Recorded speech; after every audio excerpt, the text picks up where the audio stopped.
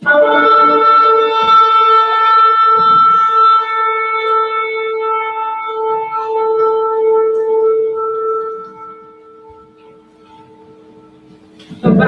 one for y'all, y'all shout out. Think about it. You gotta get most high praise, baby. I'm forever thankful. All right, Shabbat Shalom, everybody. Shabbat Shalom to our worldwide audience. We thank the Most High to be able to come back again today, another Sabbath day that He blessed us with, to come and congregate together and praise His holy name in the name of His only begotten Son. We're going to read Psalms 119, the He, 33 through 40.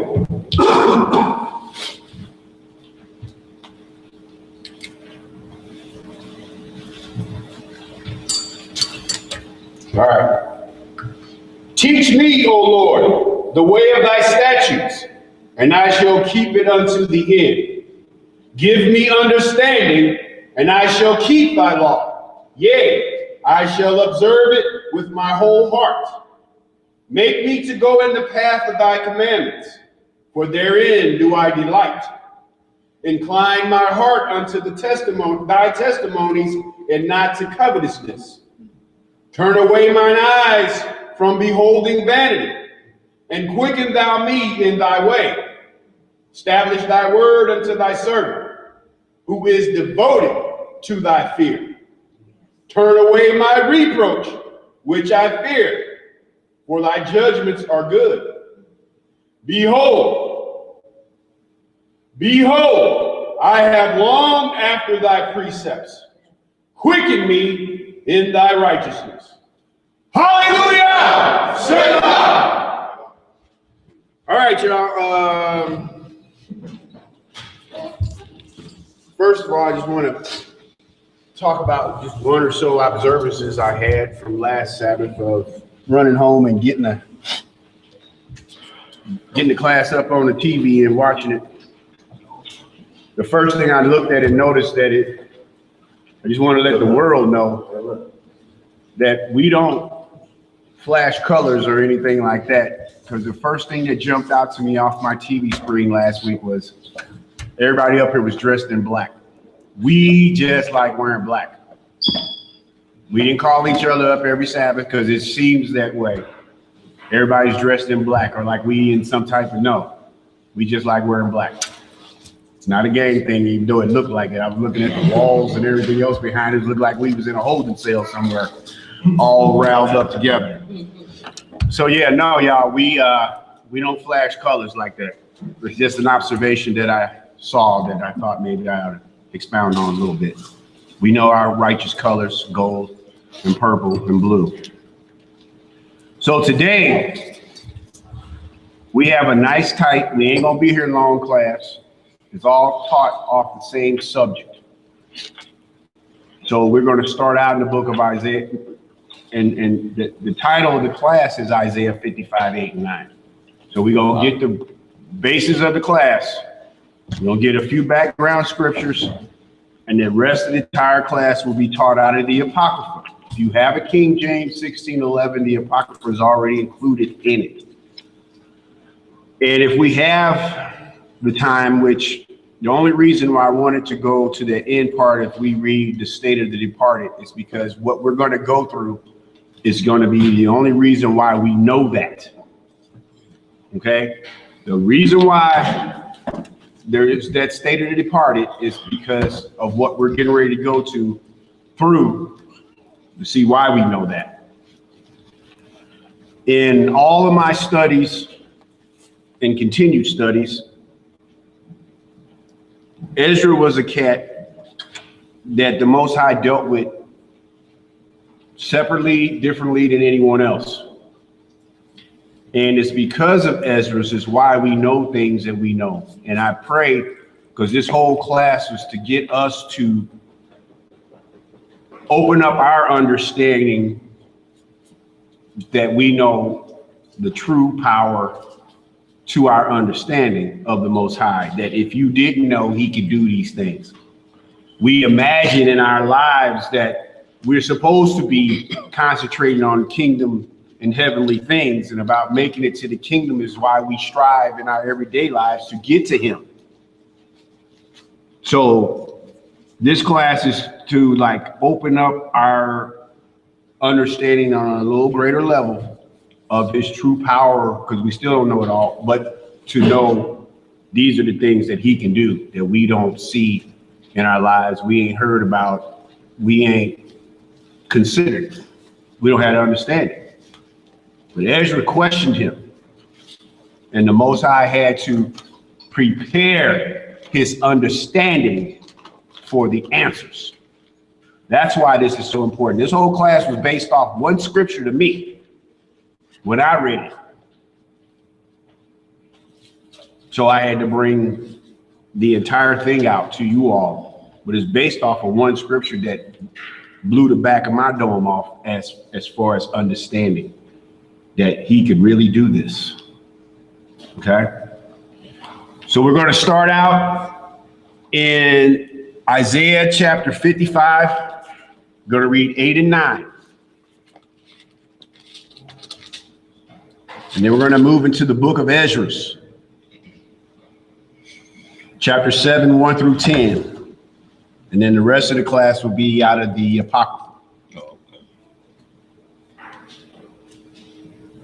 So in Isaiah chapter 55, 8 and 9, when I get there, you can read it.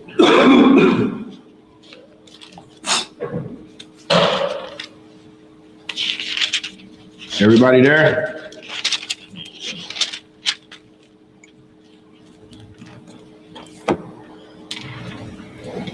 So in the book of Isaiah, chapter 55, verse 8, for my thoughts are not your thoughts, neither are your ways my way, said the Most High. So who we see right here, it's him the one telling us, you can't comprehend me. I'm higher than you. Keep reading. For as the heavens are higher than the earth, so are my ways higher than your ways, and my thoughts than your thoughts. All right. So, like I say, as far as understanding, we all have in our minds what the Most High is and who he is to us, and all of what our faith is and what we believe. And we be in these scriptures and we be studying these scriptures. We see the powers, the miracles, everything that he has created. We've seen all of everything he's formed. He gave us his son, raised the dead, healed the sick, everything that we know of. But this one here is supposed to take this higher, okay, for a greater understanding of our Elohim. All right. So in the book of Ezra, chapter 7,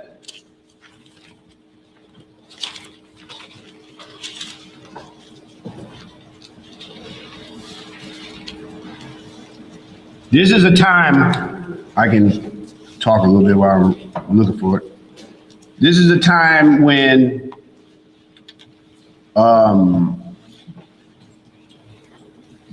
can't think of the cat's name, who was the king, when this was the time when we were going to go back to rebuild Jerusalem. Xerxes. Yes. At what we just finished celebrating, the Feast of Dedication. So this is a time when we were given that permission to go back to Jerusalem to rebuild our temple. So this is, we gonna go look, if I can find it, go look at, I'm sorry, y'all.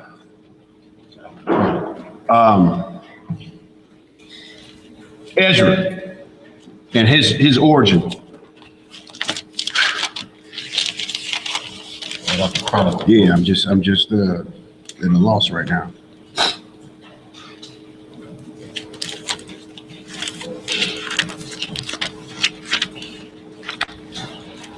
All right.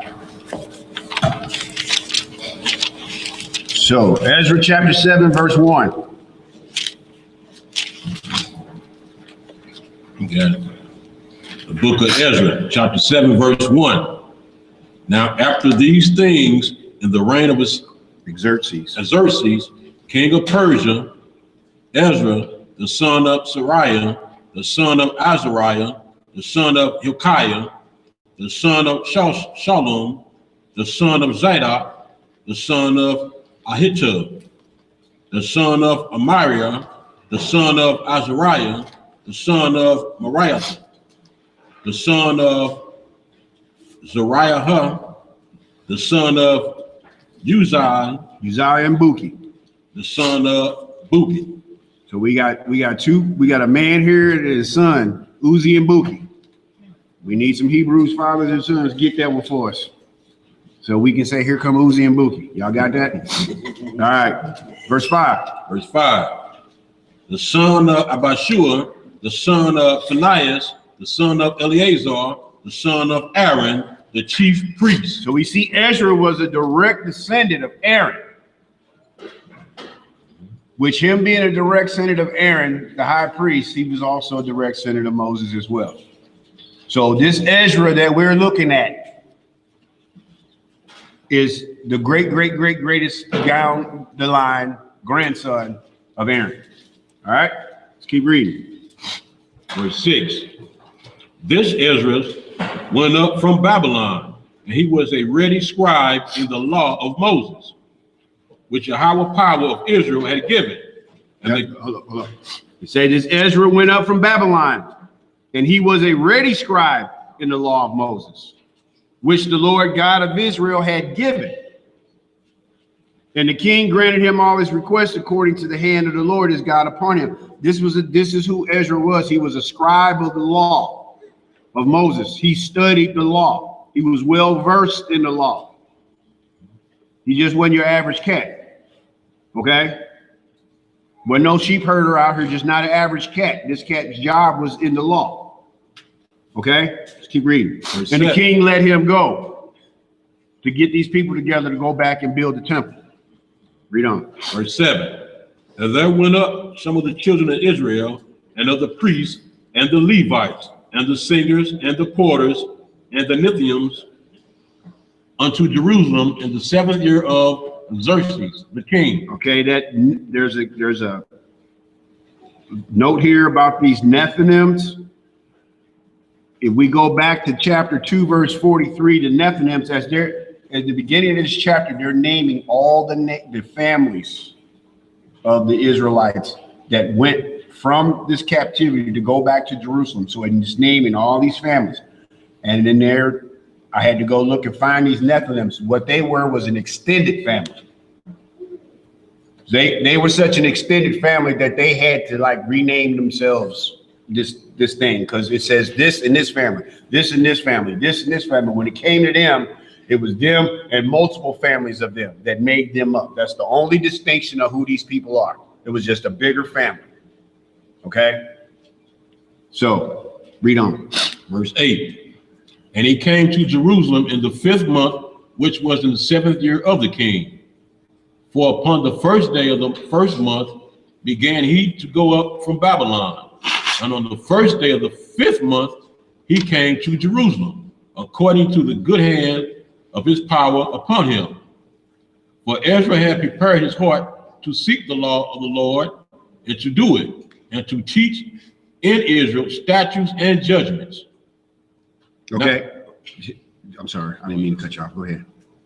Now this is the copy of the letter that the king of Xerxes gave unto Ezra the priest, the scribe, even a scribe of the words of the commandments of the Lord and of his statutes to Israel. Okay, so we see that he gave him that letter, but what I missed was what I wanted to say was that the 1st month was Nisan, and that the 5th month was the month of AV. Oh, yeah, but no, it said AV. AV. But this letting you know at the time, the beginning of our year was at this time when they started out this quest. That's why I just wanted to show those notes. All right, we're gonna get right into the 2nd book of Ezra. What we're reading, if people just want to jot it down real quick, we're just doing the 2nd book of Ezra, chapter 3, all. Chapter 4, 5, 6, 7, 8, all. and then 9, 1 through 16. If we get past that, we'll do the state of the departed. But this is what we're going to get through this reading. And the reason why, if you look at this, why this is all in one reading, one section, one book, chapter after chapter after chapter, is because this is an event. This is something of the Most High is dealing with Ezra. So this is the whole package of what this was right here at this time, as far as this understanding. So y'all, when y'all reading along with this, y'all going to see the questions that are asked and answers that are given, and having to go prepare yourself. There's times in our lives when we want the Lord to answer us. We must prepare ourselves. We must go and fast and pray and have ourselves prepared for him to give us these answers. You just can't keep going willy-nilly through life all the time.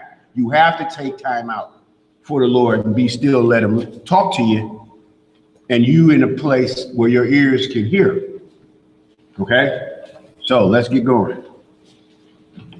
2 Ezra chapter 3, verse 1.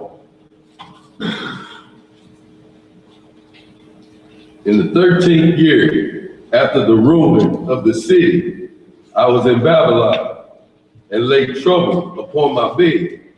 My thoughts came up over my heart, for I saw the desolation of Zion and the wealth of them that dwelt at Babylon.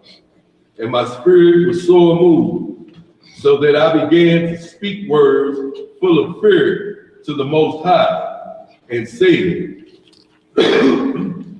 O Elohim, who bearest rule, thou speakest at the beginning, when thou didst plant the earth, and that thyself alone, and commanded the people, and gavest a body unto Adam without soul, which was the workmanship of thine hands, and didst breathe into him the breath of life, and he was made living before thee.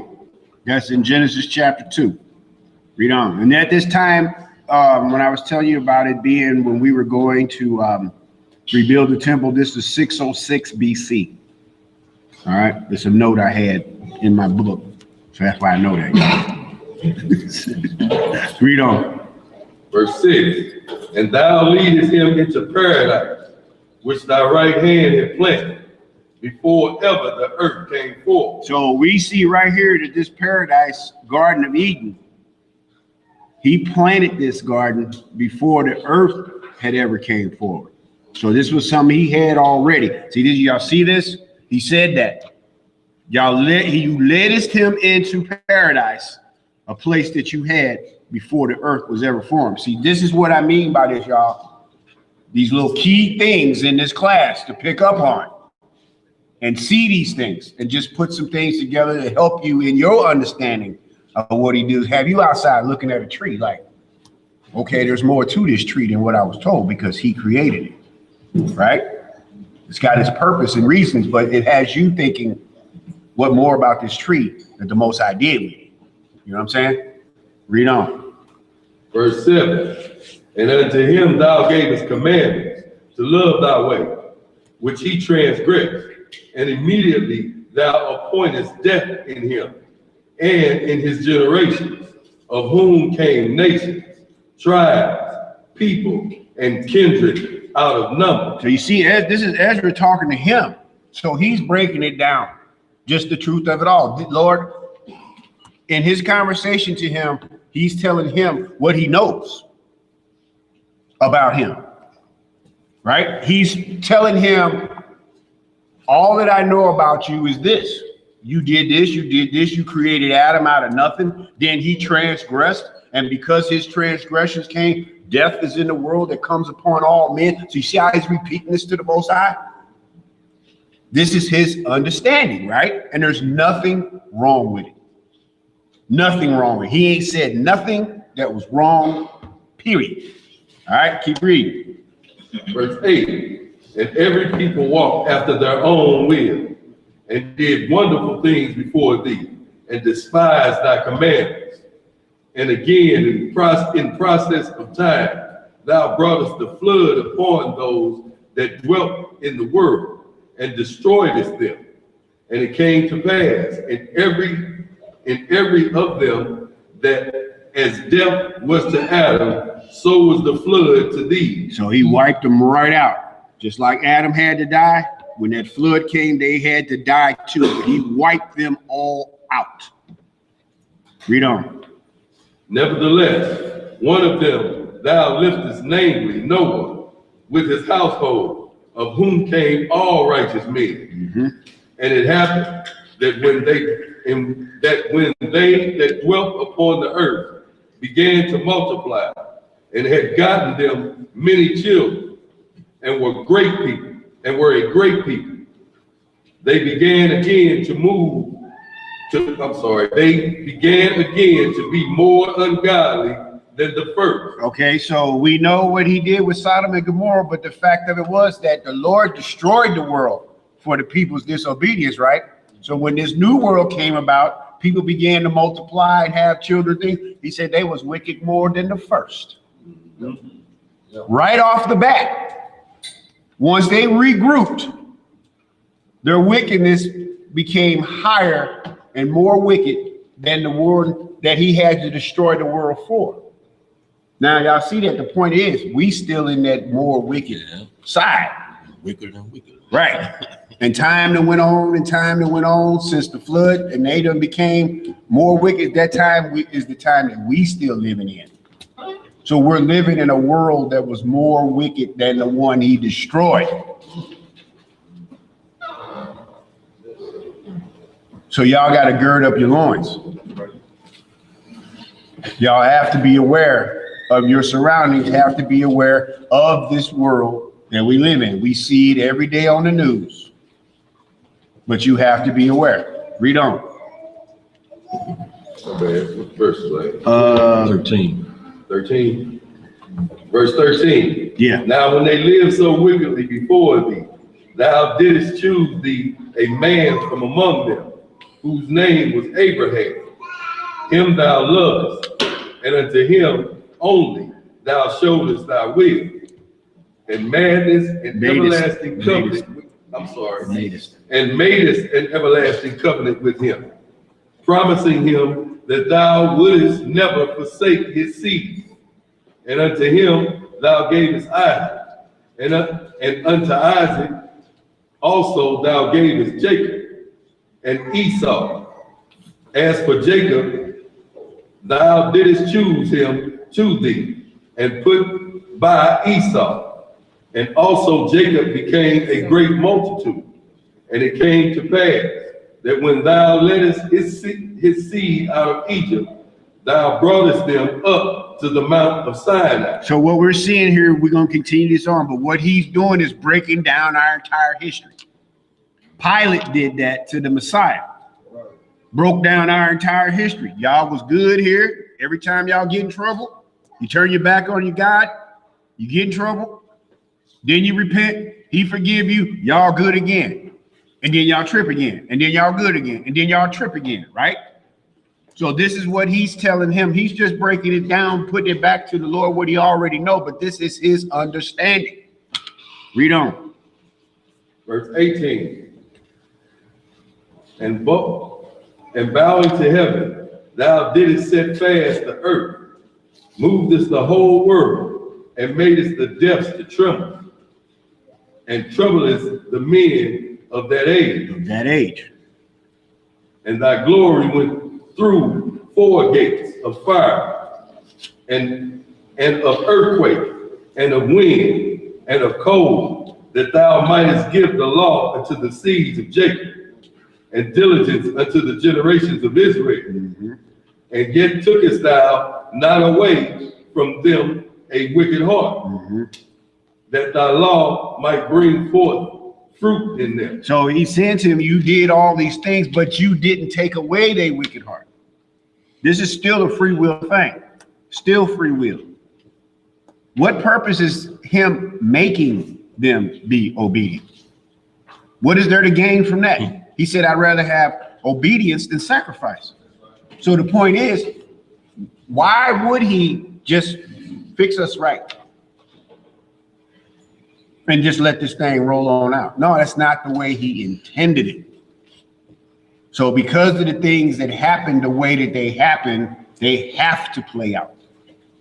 They have, no matter how bad we may want them, may want him to say, Lord, can you please just stop all this? That's our imagination. That's our giving up. That's our being tired. That's our saying I'm ready to throw in the towel, but I still want the reward. So let's keep reading to see this thing here. Verse 20, and yet tookest thou not away from them a wicked heart, that thy law might bring forth fruit in them. For the first Adam bearing a wicked heart First Adam. Read on. Huh? I said, just making a point how he said the first Adam. All right. My bad. For the first Adam bringing a wicked heart transgressed, Bearing. and was overcome, and so be all they that are born of him. Mm-hmm. Thus infirmity was made permanent. Permanent. And the law also in the heart of the people with the Malignity. malignant of the root, so that the good departed away and the evil abode still. Mm-hmm. So the time passed away, and the years were brought to an end. Then didst thou raise thee up a servant called David, whom thou commandest to build a city unto thy name, and to offer incense and oblations unto thee therein. When this was done many years, then they that inhabited the city forsook thee, Mm-hmm. and in all things did even as Adam Mm-hmm. and all his generations had done, for they also had a wicked heart. So you see, it's like a wave here. Good times and bad times. Obedience and disobedience. He said, when you set up David in a city that he said that he would build for your name, everything was good at that time. Everything was a good time, he said, and it was that way for so many years. And then they turned again back to what they say is the ways of Adam, back to wickedness. All right, keep reading. And thou gavest the city over into the hands of thine enemies, Mm-hmm. and their deeds then any better that inhabited Babylon, that they should therefore have the dominion over Zion.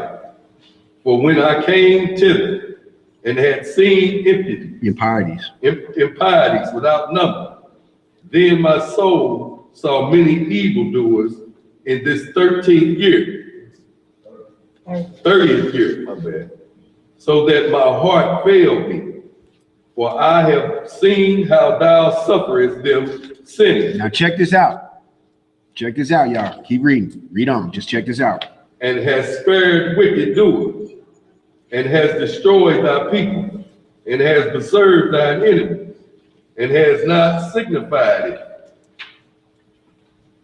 Keep going. I do not remember how this way may be left, and they then of Babylon better than they of Zion. So he's asking him a question. Y'all see that? He said, I seen you spare evildoers, and the righteous ones get put down early. And it's like, why is that so? So you see, he's questioning him. And then he says that I don't remember how this way may be left. Are they then of Babylon better than they of Zion? That's a question he's asking. I'm seeing what your enemies getting from you. Seems like they're prospering. Mm-hmm. But our disobedience, we getting cut down. But it's like, these are your people. Just keep reading. Or is there any other people that knoweth thee beside Israel? Mm-hmm. Or what generation has so believed thy covenants as Jacob? And yet their reward appeareth not, and their labor hath no fruit. For I have gone here and there through the heathen, and I see that they flow in wealth, and think not upon thy commandments. Mm-hmm. Weigh thou therefore our wickedness now in the balance, and there is also that dwell in the world, and so shall thy name nowhere be found but in Israel. Y'all hear that? Now he's telling them, you put it up. You put them up against us, and your name won't be found among them. They're prospering and living good and all that, and they not worshiping you. They not praising your name. They not keeping your commandments, statutes, judgments, and laws that you gave us to do. But they're the ones that's prospering. Read on.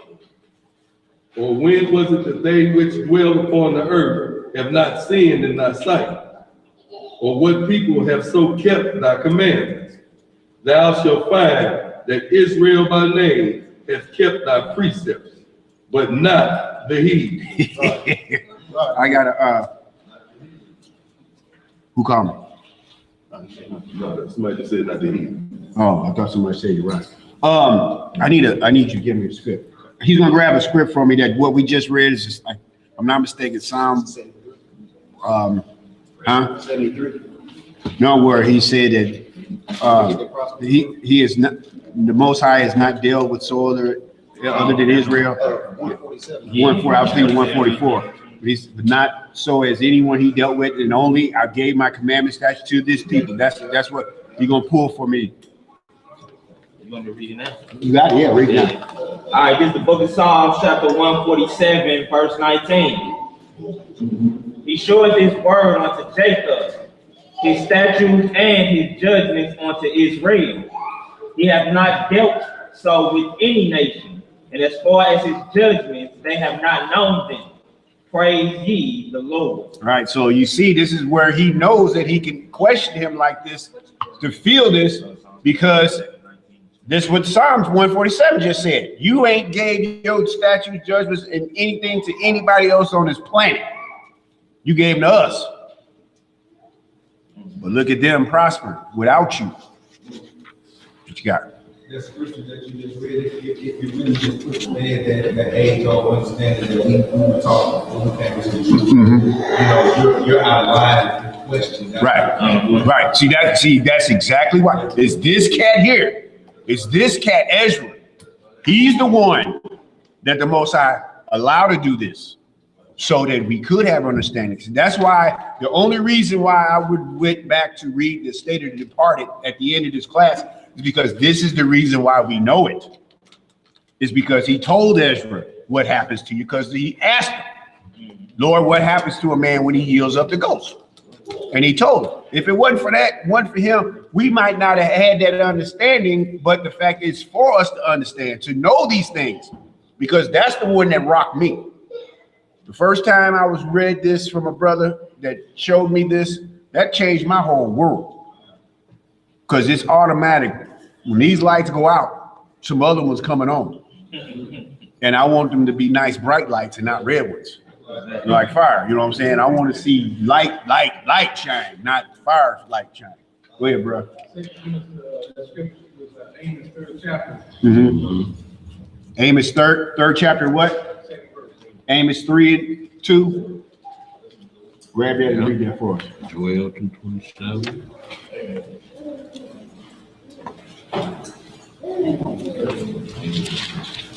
All right, Amos chapter 3, verse 1. Hear this word that the Lord speaketh, hath spoken against you, O children of Israel, against the whole family which I brought up from the land of Egypt, saying, you only have I known of all the families of the earth. Therefore, I will punish you for all your iniquities. Good looking, bro. Good look on that. Good look on that. All right, let's keep moving, y'all. We're not gonna be down here for 5 hours like last week, but nobody complained. Yeah, I didn't even. But I'm trying to keep from that.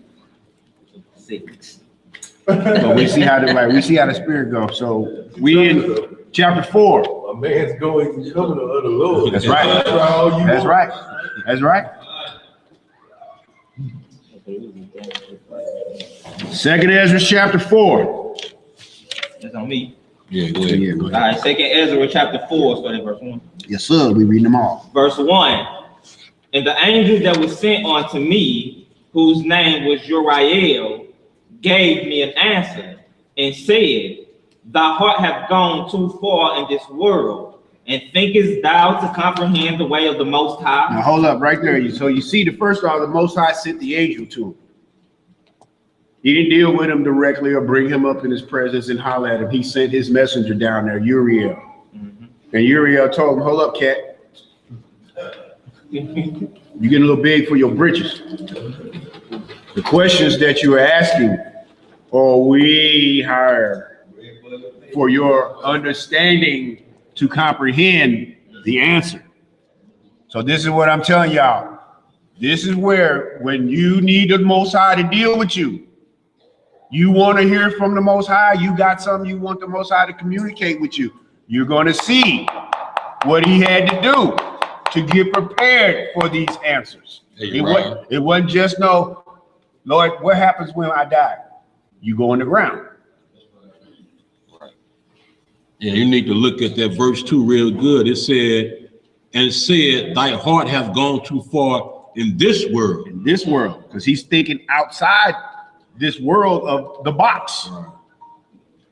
See, he's looking at, just like we know that it was explained to me the best way when I first came to the truth about the book of Revelations. When Daniel told me that it was the angel showing him the end time, but his knowledge was only to relate it to what he seen in his life. So what we know as a Black Hawk helicopter, he saw, but he could only describe it as being a locust with wings and it shot fire out of his tail. You know, that's how only thing that he had in his life. There was no such thing as anything flying back in those days other than animals. Right. But he saw something that he said his breastplate was of iron, steel. Right, like they making swords out of, its breastplate was of that. You know, so this is why what we're saying. His thoughts got way up out of in the atmosphere about this thing. Okay, so let's keep it going. I'm gonna read that verse 2 again. It said, thy heart hath gone too far in this world, and thinkest thou to comprehend the way of the Most High? Then said I, yeah, my Lord. And he answered me and said, he's standing on his. I am sent to show thee 3 ways, and to set forth 3 similitudes before thee, whereof if thou canst declare me one, I will show thee also the way that thou desirest to see, and I shall show thee from whence the wicked heart cometh. Now check this out. The things that he get ready to ask him, it's like automatically. I don't know that. Then what you asking for?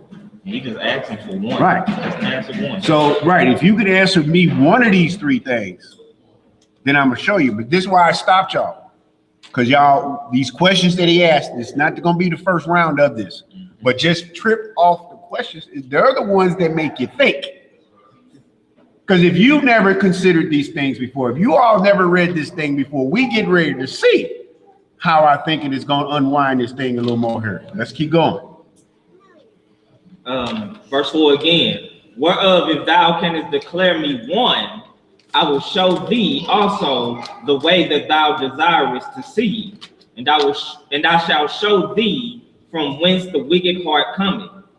And I said, tell on, my Lord. Then said he unto me, go thy way, weigh me the weight of fire, or measure me the blast of the wind, or call me again the day that is past.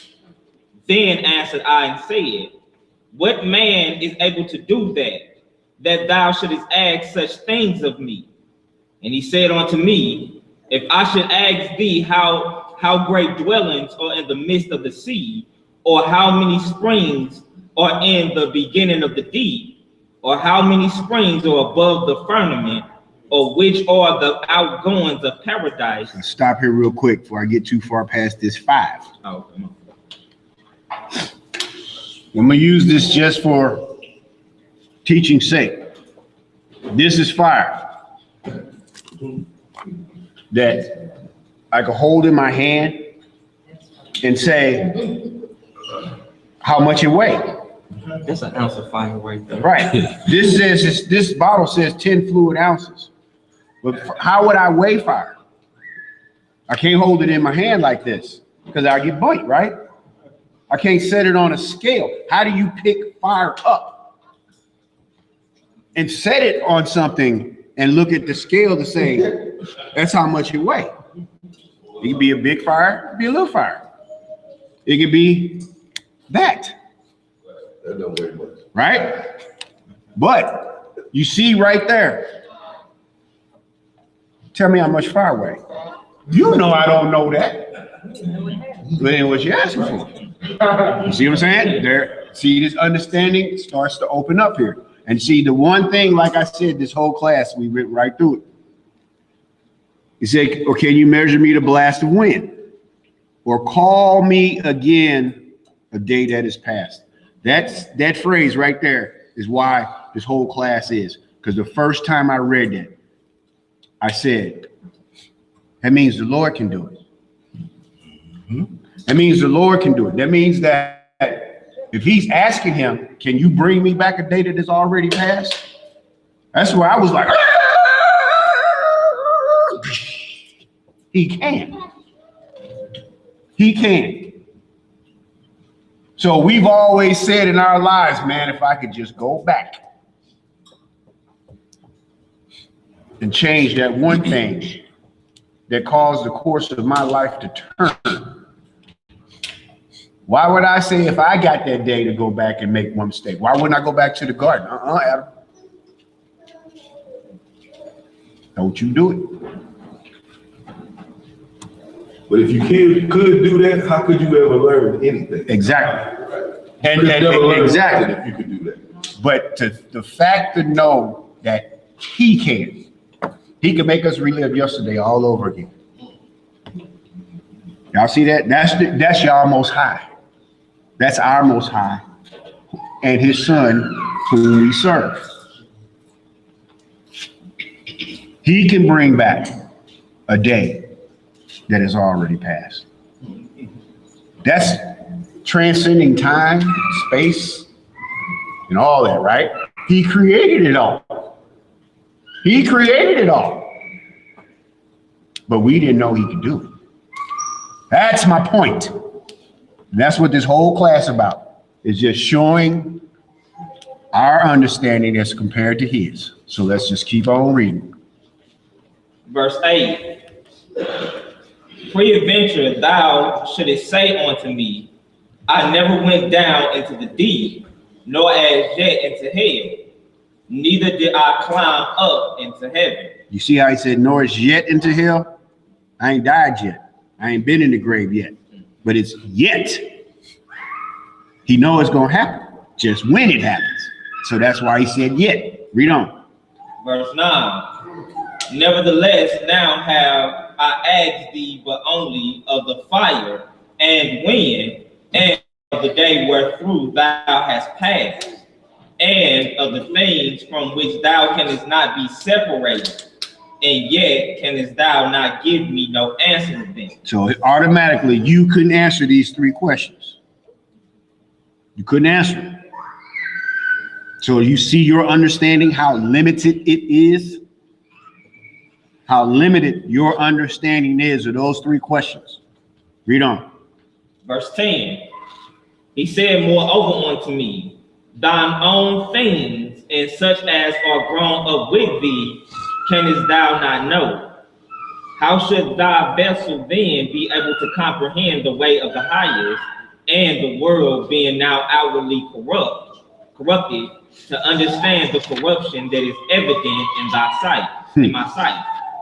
Then said I unto him, it were better that we were not at all, than that we should live still in wickedness, and to suffer, and not to know wherefore. So he's saying to him, it's just been better off if we were just never created. Right? Let's read that again. Read that again. Verse 11 again. How should thy vessel then be able to comprehend the way of the highest, and the world being now outwardly corrupted, to understand the corruption that is evident in my sight? Then said I. Go ahead. Then said I unto him, it were better that we were not at all, then that we should that we should live still in wickedness and to suffer and not to know wherefore.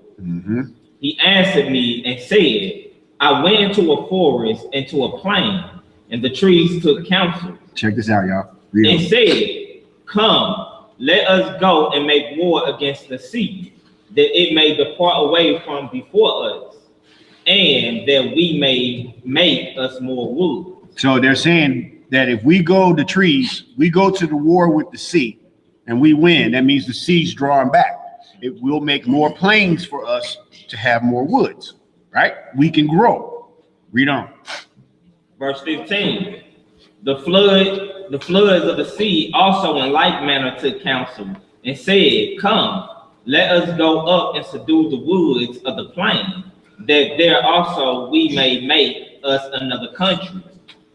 The thought of the wood was in vain, for the fire came and consumed it. The thought of the floods of the sea came likewise to naught, for the sand stood up and stopped them. If thou wert judged now between these two, whom wouldest thou begin to justify, or whom wouldest thou condemn? So you see right there, the only thing I want to say about it, you see how plainly he used something that he would understand, woods and sea. You know what the woods are, you know what the sea is. He used that understanding for him to be able to use this to say this thing for. Now he's asking, now you judge between the two, who's right and who's wrong, to get your answer. Read on. Verse 19, I answered and said, verily it is a foolish thought that they both have devised. For the ground is given unto the wood, and the sea also hath his place to bear his floods. Then answered he me and said, thou hast given a right judgment, but why judgest thou not thyself also? So he still hit him with one more. You forgot something, partner. What about you? Read on.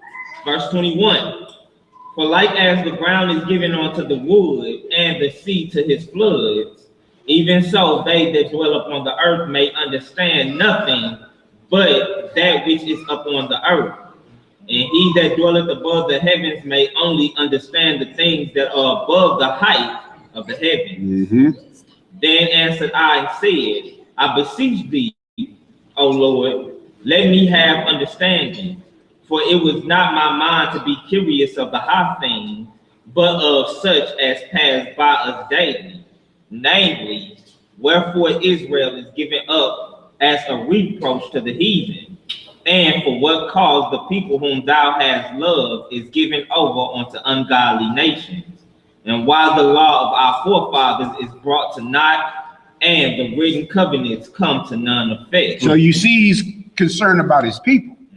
It's like he's standing up in front of the Most High for us, for the whole nation of Israel.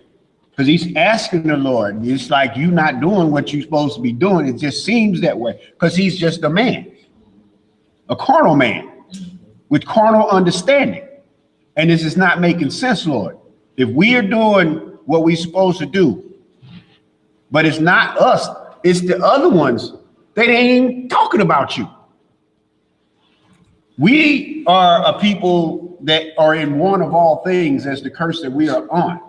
And we look at these other nations. See, this was going on then, and it goes on now. Look at us here in this land. Still in want of all things, but we look at all these other nations and the ones that are amongst us, living better, doing better, and all that what we're doing. And we still looking and saying, why, Lord? We still questioning him. We still questioning why can't we get ahead? But we are the ones that call on his name. Not, I almost missed, was in an accident. You stand there on the news and you say, but I was lucky that I wasn't in that accident. I was very lucky. Well, we stood up there and say, the Lord was with me. So you see the difference. Every time y'all see any event on the news, it's always, I was lucky, I was lucky, I was lucky. But it's believers who believe in him say, no, it was him that saved me from this. All right, read on. Verse 24. And we pass away out of the world as grasshoppers, and our life is astonishment and fear, and we are not worthy to obtain mercy. What will he then do unto his name? Can you see this, or you want to share with somebody? Because we're the whole class that we're finishing up is going to be out of the Apocrypha, and I noticed that you didn't have one, but we can get you. You want to use my phone and read it? Okay. All right. Let's roll. Start it over. Verse 24 again. And we pass away out of the world as grasshoppers, and our life is astonishment and fear, and we are not worthy to obtain mercy. What will he then do unto his name whereby we are called? Of these things have I asked. Then answered he me and said, the more thou searchest, the more thou shalt marvel. For the world hasteneth fast to pass away, and cannot comprehend the things that are promised to the righteous in the time to come. For this world is full of unrighteousness and infirmity. But as concerning the things whereof thou askest me, I will tell thee. For the evil is sown, but the destruction thereof is not yet come. So the evil is sown. So what happened in the garden, that was the evil that was sown. But he say, but the destruction of it, when this evil is put away for good, has not come yet. But it's going to be. That's what we believe in. That's what he promised us. It's going to be an end to this. We just got to endure to the end and make it through it. This where it comes down to, you have to self-examine yourself and look and know what the road and the path that you're on.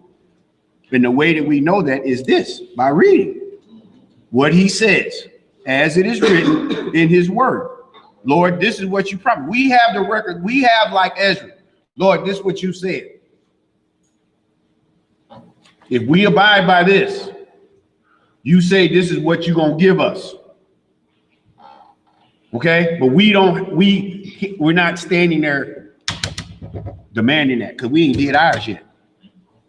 All we know is that we can't get to that point until we get to that point, to when that time comes for us. That's the only way we're going to know when. Either going to show up before we give up this ghost, or when we give up this ghost, that's what you better be having on your mind and prepared your whole life for. That when your time comes, you're going to get your answer when this breath give up. You're going to know where you're going when this breath is up. You ain't going to be able to go back and start over. You have to be assured of yourself. So this is why our understanding is supposed to grow. Let's keep going. Verse 29. For that which is sown be not turned upside down, and if the place where the evil is sown pass not away, then cannot it come that which is sown with good. For the grain of evil seed hath been sown in the heart of Adam from the beginning, and how much ungodliness hath it brought up onto this time, and how much shall it yet bring forth until the time of thrusting comes. Y'all see that? He didn't. All of what Adam had has made all this evil here where he is. How much more evil is going to be before it's ended? That's what I'm talking about, y'all. Y'all see how these are the things we're supposed to be paying attention to. Seeing how just listen to how this man is talking to him. We got this much evil, but how much more will it be? This is how we have to think. Read on. Verse 31. Verse 31. Ponder now by thyself how great fruit of wickedness the grain of evil seed hath brought forth. And when the ears shall be cut down, which are without number, how great a floor shall they feel? Then I answered and said, how and when shall these things come to pass? Wherefore are our years few and evil? And he answered me, saying, do not thou hasten above the Most High. See, he's still getting out of his britches there. Okay. For thy haste is in vain to be above him. for thou hast much exceeded. So we know what happened to one person who tried to be above him, right? All right, that's where that wickedness came from. Now he's telling him, you getting outside your britches again, because you asking questions, yet you getting ahead of yourself, partner. You got to understand the things that you're getting, because he's questioning him like this to open his understanding, but he's still rushing it. Let's roll. Verse 35. Did not the souls also of the righteous ask questions of these things in their chambers? Now hold up. Remember right here, this is Ezra saying, but wait a minute, you telling me not to get too high and asking questions. Didn't the souls under the altars ask them questions in Revelation 6 and 10? So if they can ask, why can I ask? Let's read that. Verse 35 again. Did not the souls also of the righteous ask question of these things in their chambers, saying, how long shall I hope on this fashion? When cometh the fruit of the floor of our reward? So we know that this was the souls that are under the righteous altar who gave up their lives. These are the souls that are saved. S-A-V-E-D, saved. They already got it. So they're saying to him, how long, O Lord, do we have to wait for this, for us to get our reward? And that's what he gave them their white robes in. Just let them know y'all good. So now y'all got all the patience y'all need. Y'all can wait. But this time and this thing has to play out. Right? Let's keep rolling. Verse 36. And unto these things Uriel the archangel gave them answer and said, even when the number of seas is filled in you, for he hath weighed the world in the balance. By measure hath he measured the times, and by number hath he numbered the times. And he doeth not move nor stir them until the said measure be fulfilled. So y'all see that right there. There ain't nothing that is going to change. Everything has already been set forth. It's like y'all remember them old wind-up clocks that they didn't run on electricity. You wound it up, it might last about 2 days. You set that back. You go to bed every night, cricket, cricket, cricket, cricket, winding up the alarm clock to wake you up in the morning. All right? That will run out. If you don't wind it up, it'll run out. Well, he's got this thing already wound up. And it's not going to stop until it runs out. You can't put your finger on there and stop time. Read on. Verse 38. Then answered I and said, O Lord that bearest rule, even we all are full of impiety. And for our sakes, peradventure, it is that the floors of the righteous are not filled, because of the sins of them that dwell upon the earth.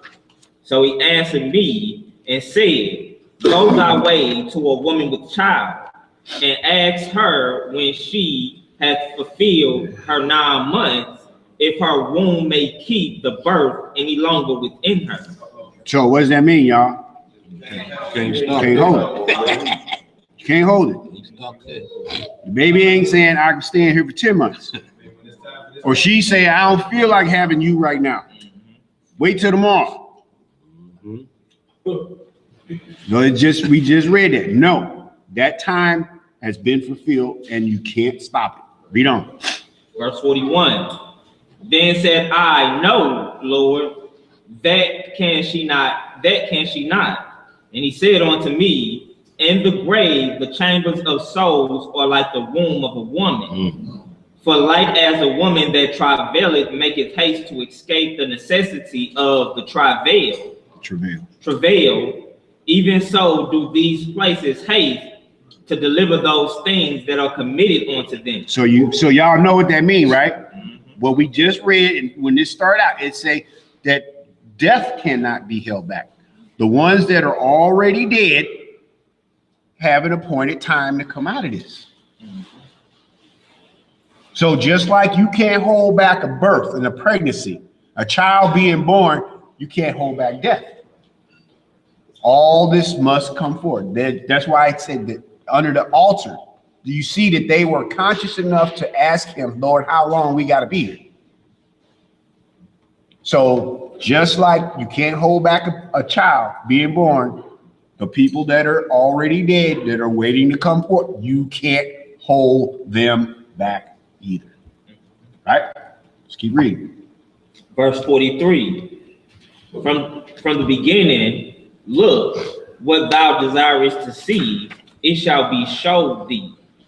Then answered I and said, if I have found favor in thy sight, and if it be possible, and if I be meet thereof, therefore, show me then whether there be more time to come than is past, or more past than is to come. So he's kind of cheating here. If I got some answers coming, let me ask how long this thing gonna be, if I can get it out of him.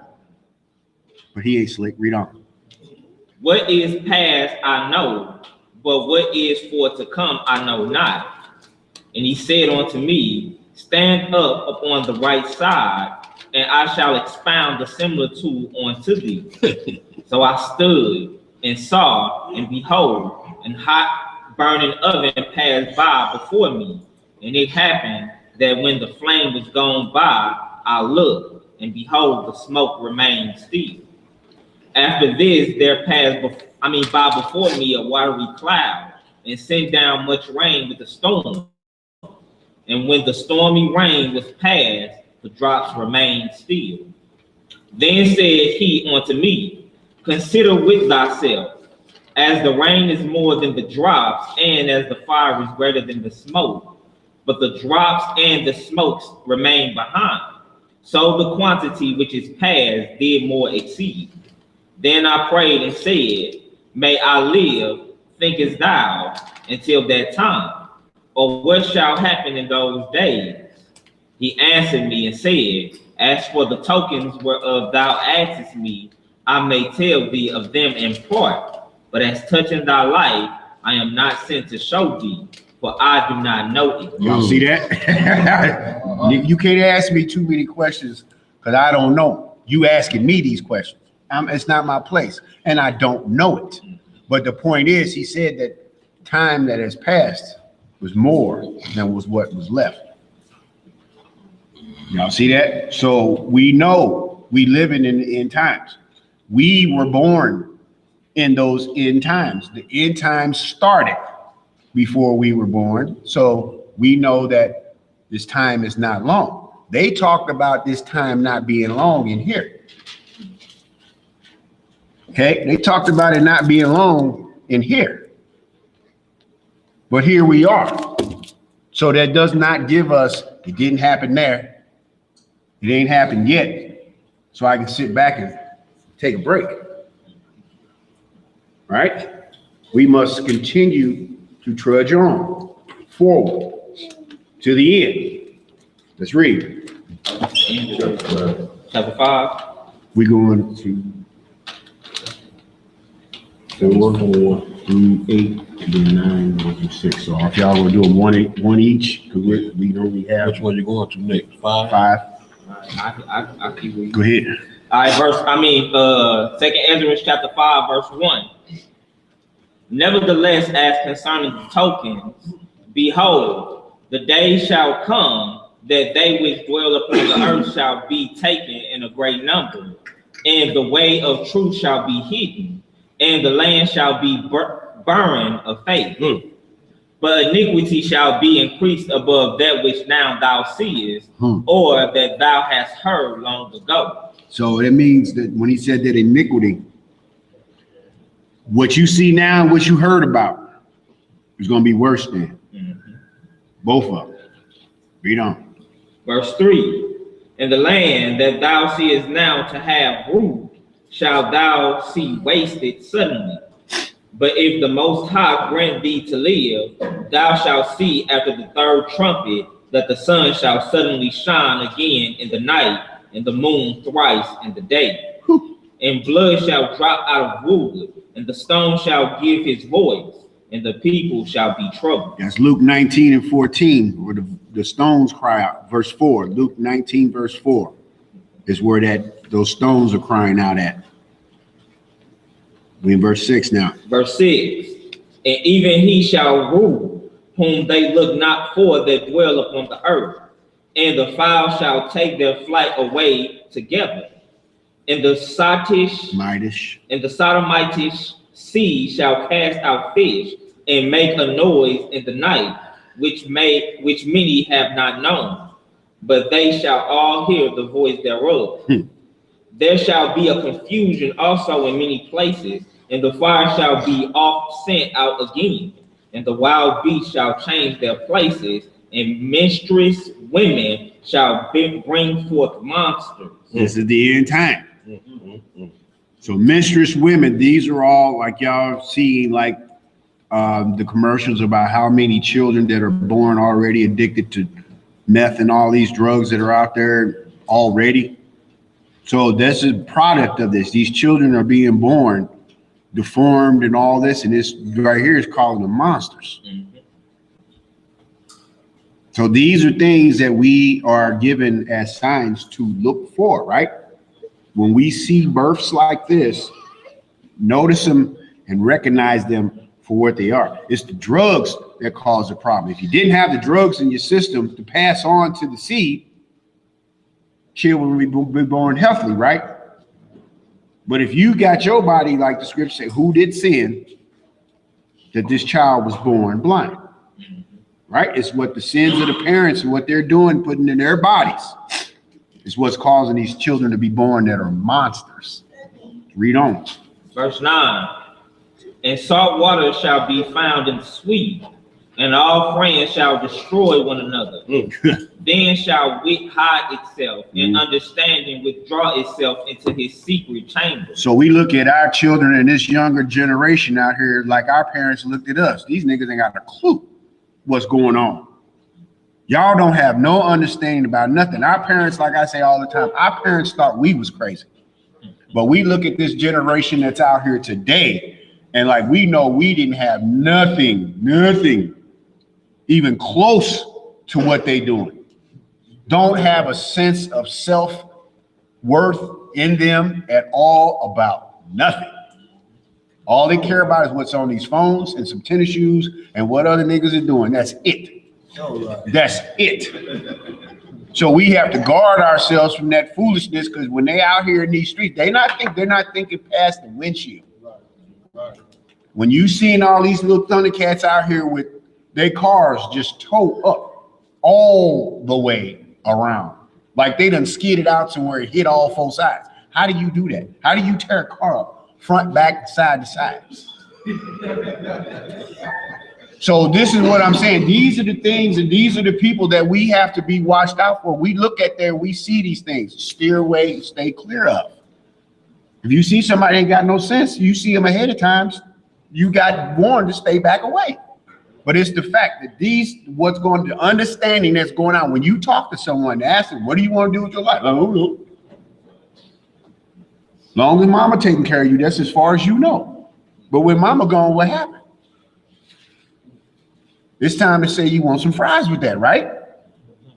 But the point is, it's if you're not teaching.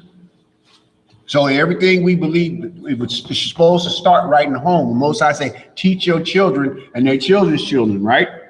So if this generation that got cut off of teaching, so you got someone who's not been taught, having children, don't know what to teach. You got another generation coming up out of here with no knowledge.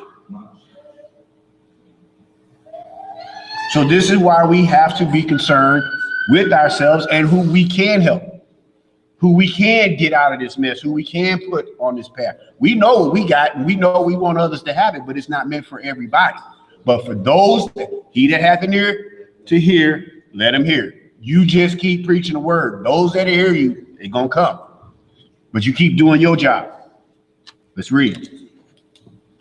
Verse 9, and salt water shall be found in the sweet, and all friends shall destroy one another. Then shall wit hide herself, and understanding withdraw itself into his secret chamber, and shall be sought of many, and yet not be found. See, yeah.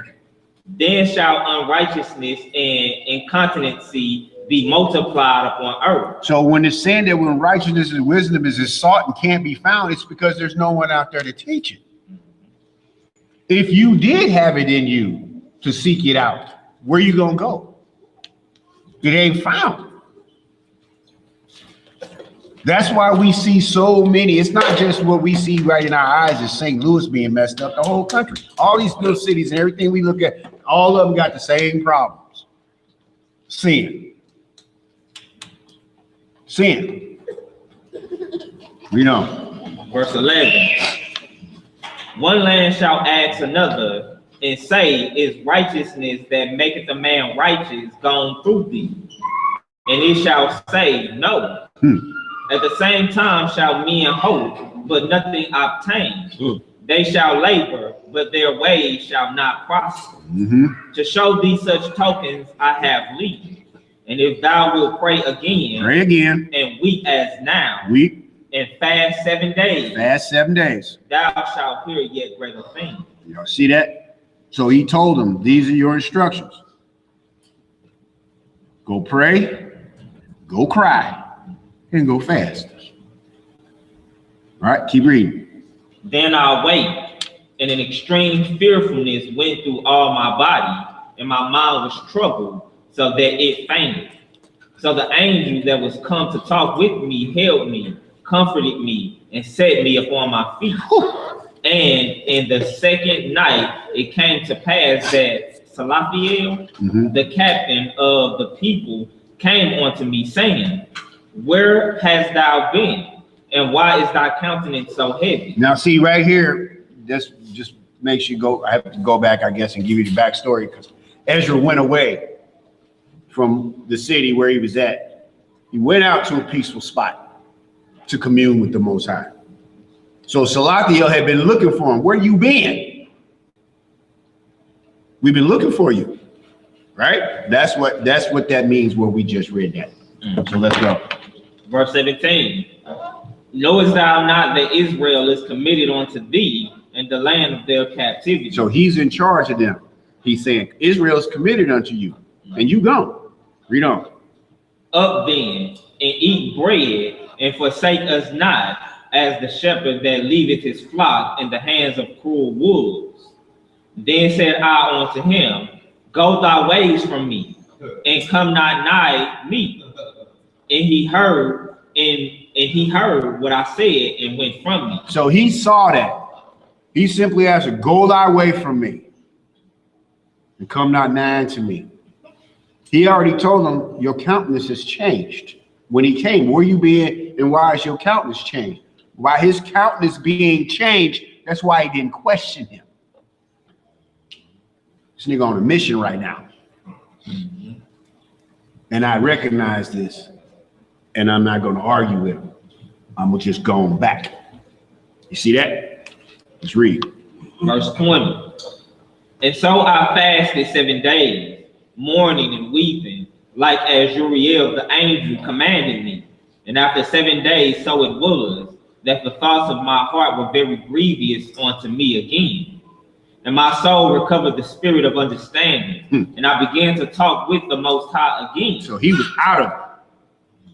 He was out of it. So when we look at our own selves as fasting and praying, what do?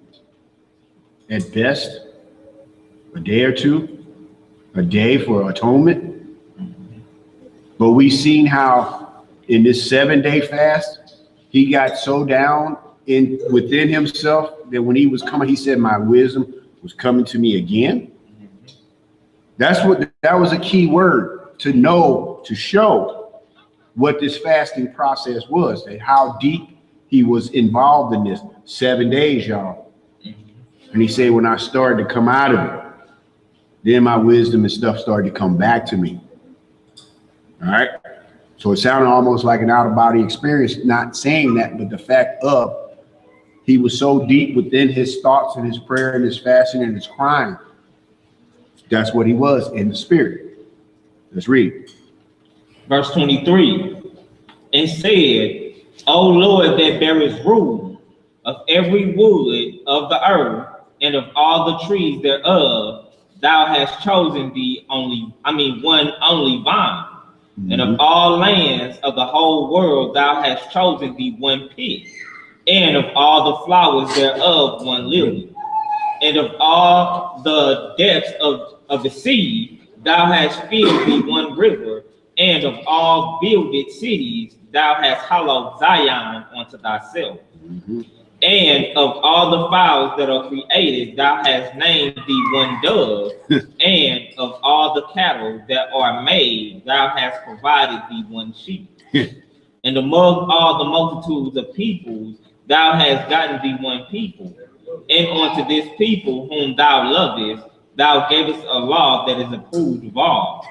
And now, O Lord, why hast thou given this one people over unto many? And upon the one group hast thou prepared others? And why hast thou scattered thy only one people among many? And they which did gainsay thy promises, and believe not thy covenants, have trodden them down. If thou didst so much hate thy people, yet shouldest thou punish them with thine own hand.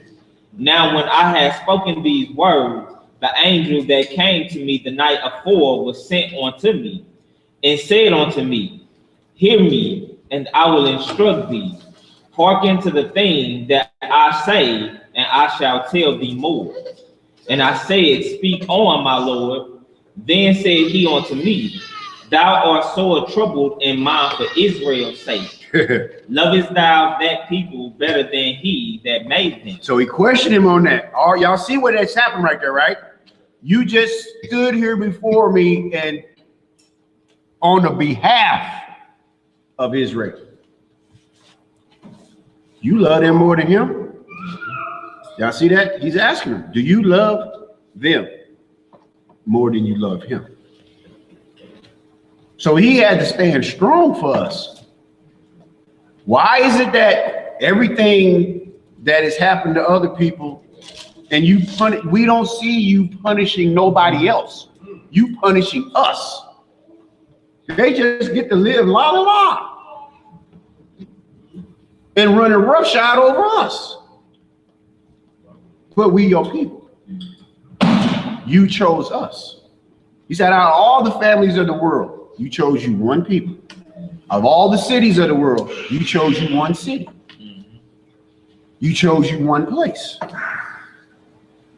So why are you so hard on us? And you like them more than him? Let's keep reading. Verse 34. And I said, No, Lord, but of very grief have I spoken, for my reins pain me every hour, while I labor to comprehend the way of the Most High, and to seek out part of his judgment. And he said unto me, Thou canst not. And I said, Wherefore, Lord? Whereunto was I born then? So if I can't get this understanding, why was I born? Huh? Why can't I? I love this cat right here. Keep reading. Or why was not my mother's womb then my grave, that I might not have seen the travail of Jacob and the wearisome toil of the stock of Israel? And he said unto me, Number me the things that are not yet come. Gather me together the drops that are scattered abroad.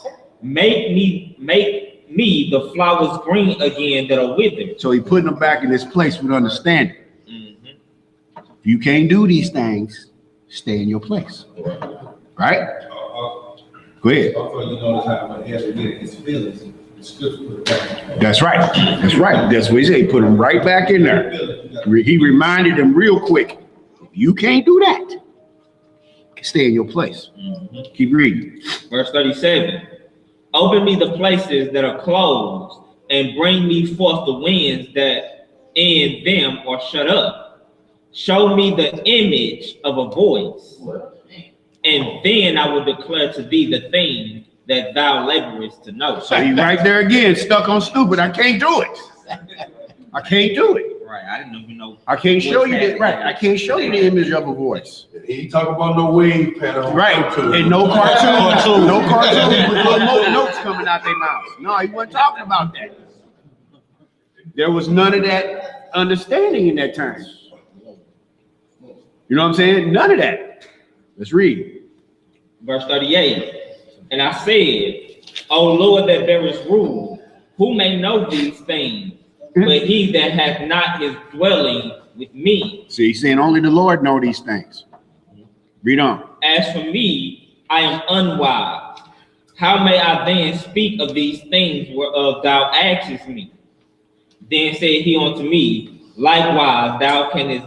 Like as thou. Then said he unto me, like as thou canst do none of these things that I have spoken of, even so canst thou not find out my judgment, or in the end the love that I have promised unto my people. So he asking some questions about some answers that he can't give them.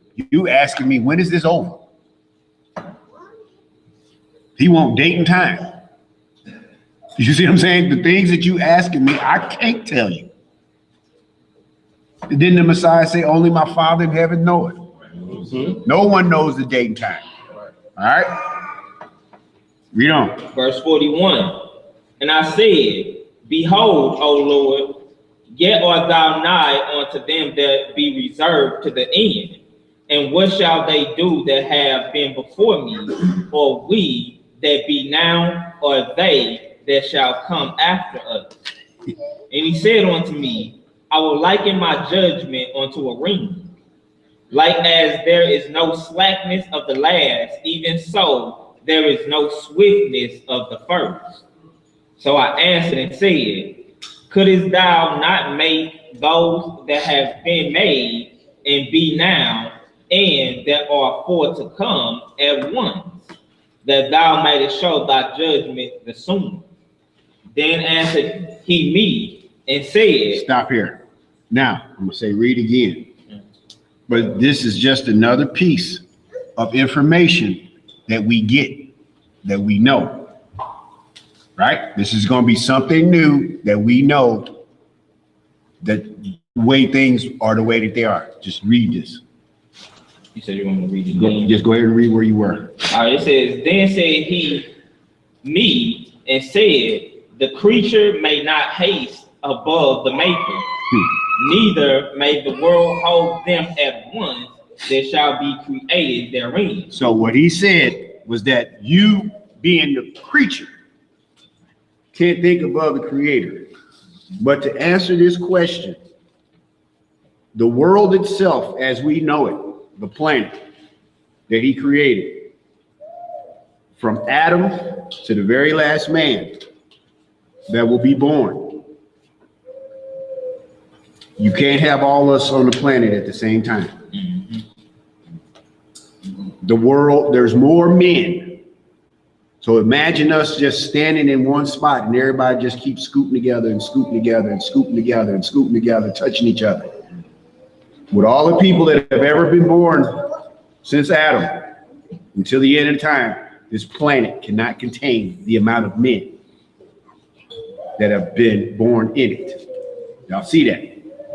So that's an answer of something that, as understanding goes, when we sitting down with our little feeble minds, thinking our little feeble thoughts, that's one thing I know that I was given in understanding, that the amount of men that he created, because we might ask ourselves, how long, Lord? We see people being born and we see them die, killed at a young age, foolishly, accident, all this kind of stuff. We see people born and dying that come in just like this, whoosh, they're gone. Gone. Ain't had a few months on this planet in this existence.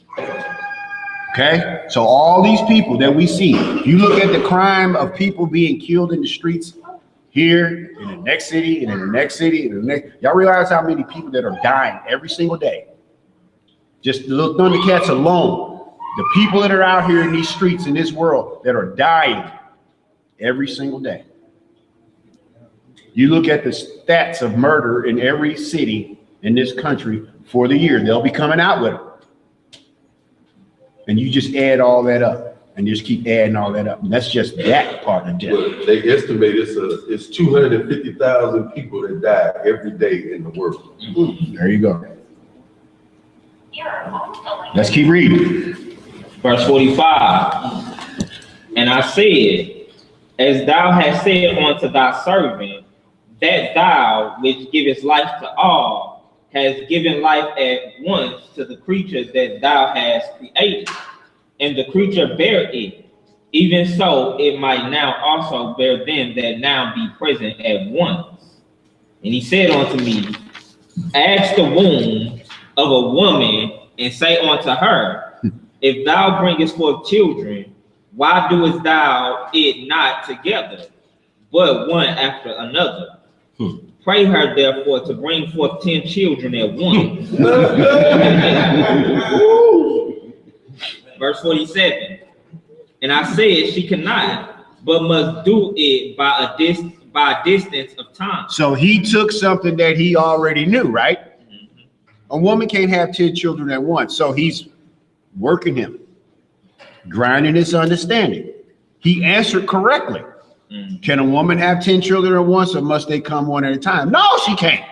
So he understands that part, right? So this, you see how he's working him, getting his understanding to grow and open, preparing him for the answers to the questions. Because you just can't tell him the answer. He ain't going to understand them. Let's go. Verse 48. Then said he unto me, even so have I given the womb of the earth to those that be sown in it in their time. Now, real quick, I want to just add something to what I just said, just came to mind. That so y'all keep this in mind when y'all are doing this word with others who don't have the understanding that you have. Y'all see that mercy right there that was shown. You have to break this off in a way that they can understand. Okay, just keep it as plain as simple. They don't understand, keep working it, but you have to put it in the, when somebody who does not have an understanding of the truth, you have to think of them like this. You have to be Uriel as if you're breaking this off to Ezra. Y'all keep that method in mind, that mercy in mind. You keep that, I need to get this as broke down as basic as I can for them to get that understanding. Then you build them up. There we go. Let's go. Verse 49. For like as a young child might not bring forth the things that belong to the age, even so have I disposed the world which I created. And I asked and said, seeing thou hast now given me the way, I will proceed to speak before thee. For our mother, of whom thou hast told me that she is young, draweth now nigh unto age. He answered me and said, ask a woman that beareth children, and she shall tell thee. Say unto her, wherefore are not they whom thou hast now brought forth like those that were before, but less of stature? And she shall answer thee, they that be born in the strength of youth are of one fashion, but they that are born in the time of age, when the womb faileth, or otherwise. Y'all, before we get this answer, do y'all know what he's saying here right now? Yep. So when she said, in the ones that are born to me in my strength, are the ones that come out healthy and tall and full of stature and strength and everything. But when I get older, my children that are coming, I don't have the nutrients in me to give to them to pass on, to make them as strong, because I'm getting old. What you got? Very true. There was a couple that had children in his 20s. They had another child, 52. That child was like smaller and subdued. Right. Kind of like a little old man. Yep. See that? He said he witnessed this himself, that he knows a couple that had children when they were younger, then had a child at a older age, and how that child is diminished in stature and strength. And so there's a witness right there. He said, I seen it with my own eyes. Let's read. Verse 54. Consider thou therefore also how that ye are less of stature than those that were before you. Shorty. And so are they that come after you less than ye, as the creatures which now begin to be old, and have passed over the strength of youth. Then said I, Lord, I beseech thee, if I have found favor in thy sight, show thy servant by whom thou visitest thy creature. All right, verse chapter 6, y'all. We ain't gonna be here long. Read on. Chapter 6. And he said unto me, in the beginning, when the earth was made, before the borders of the world stood, or ever the winds blew, before it thundered and lightened, or ever the foundation of paradise were laid, before the fair flowers were seen, or ever the movable powers were established, before the innumerable multitude of angels were gathered together, or ever the heights of the earth were lifted up, before the measures of the firmament were named, or ever the chimneys in Zion were hot. And ere the present years were sought out, or ever the inventions of them that now sin were turned, before they were sealed that have gathered faith before a treasure.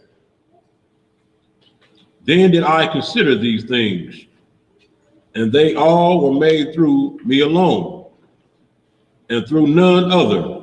By men also they shall be ended, and by none other.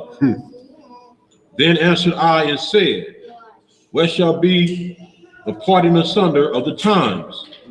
Or when shall be the end of the first, or the beginning of it that followeth? Now listen to this. Read on. And he said unto me, from Abraham unto Isaac, when Jacob and Esau were born of him, Jacob's hand held first the heel of Esau. That's Genesis 25. Verse 9. For Esau is the end of the world, and Jacob is the beginning of it that followeth. So what that mean, y'all? So that means, Esau winning right now. right, we know that this world right now is Esau's world. So with this being Esau's world, do we move? Do we budge? Do things change? The rulership and kingship, all that flip over in this time, in this world? No. This is Esau's world right now. We just running around in it. The scripts say, for Esau is the end of the world, and Jacob is the beginning of that followed. This is when that prophecy comes over, that the elder shall serve the younger. That's when it flipped to Jacob, but it's still Esau time. So that means that where we are right now, where we at, we only have one thing to do, and that's keep doing what we're doing. Keep trudging ahead to the time of the flip. To the time, we got to make it through Esau, y'all. We have to make it through Esau to get to Jacob, to get to us. We'll never rule this world, never control this world, never run it. So just like he told Ezra, sit tight, partner. Keep your britches on and get through this. Right? All right, let's roll. Verse 10. The hand of man is betwixt the heel and the hand. Other question Ezra asked thou not. I answered then and said, O Lord, that bearest rule, if I have found favor in thy sight, I beseech thee, show thy servant the end of thy tokens, whereof thou showest me part the last night. So he answered and said unto me, stand up upon thy feet, and hear a mighty sounding voice. And it shall be as it were a great motion, but the place where thou standest shall not be moved. And therefore, when it speaketh, be not afraid, for the word and the foundation of the earth is understood. And why? Because the speech of these things trembleth and is moved. For it knoweth that the end of these things must be changed. And it happened that when I heard it, I stood up upon my feet and hearkened. And behold, there was a voice that spake, and the sound of it was like the sound of many waters. Whose voice was that? That's right. And it said, behold, the days come that I will begin to draw nigh and to visit them that dwelleth upon the earth. So if he's talking to him about that then, he's telling him that, behold, this time is going to come, that I'm going to draw nigh. Right? Read on.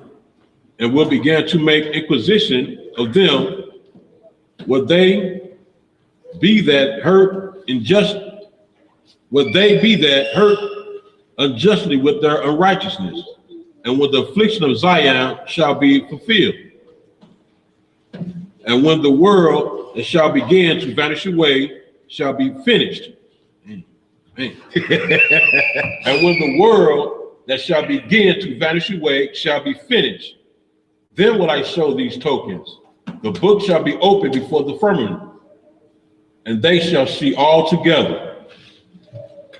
All the children of the year And the children. and the children of a year old shall speak with their voices. So we see that now. Our children that they always say started talking at this certain age. So we see that these are, you know, when you're around a child or a grandchild, and you see how they develop, and then when they start to utter words, you know what age they are then. But he's saying here right now that the children of a year old shall speak. So that's a sign right there, y'all, for us to be looking at. Y'all see that? If we see children that are a year old speaking, that's a sign for us to know what's going on, that these times are at hand. Read on. The women with child shall bring forth untimely children of 3 or 4 months old, and they shall live and be raised up. So those children that we just read about right now, we already see. What are they called? Preemies. Premature babies that are being taken from the womb early, but they're still surviving and living. See that? How old is this book, y'all? Y'all understand that? How old is this book? That what we just read, we see that we all know and confess here. We know what that is today. That's prophecy. So we see that this prophecy is what we just read is coming to pass. Read on. And suddenly shall the sown places appear unsown. The full storehouses shall suddenly be found empty. And the trumpet shall give a sound, which when every man heareth, they shall be suddenly afraid. So we know, when power outages and storms happen here, that's the first thing they say, milk and bread and eggs. All the store shelves are empty. The great storehouse is empty, right?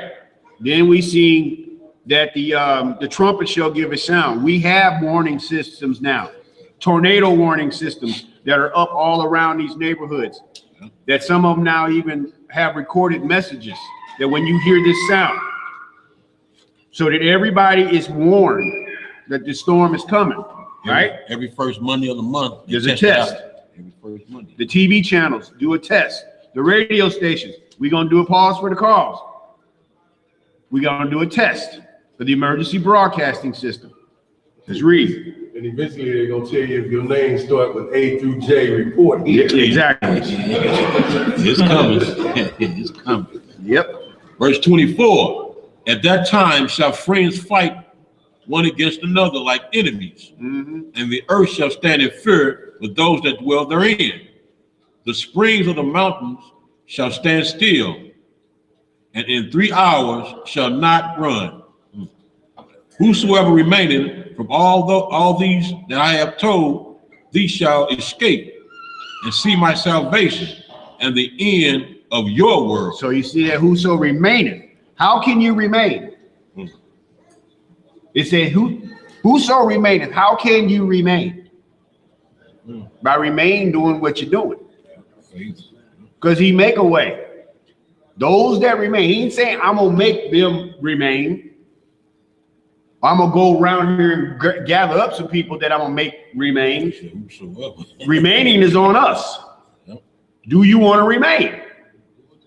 Do you want to remain?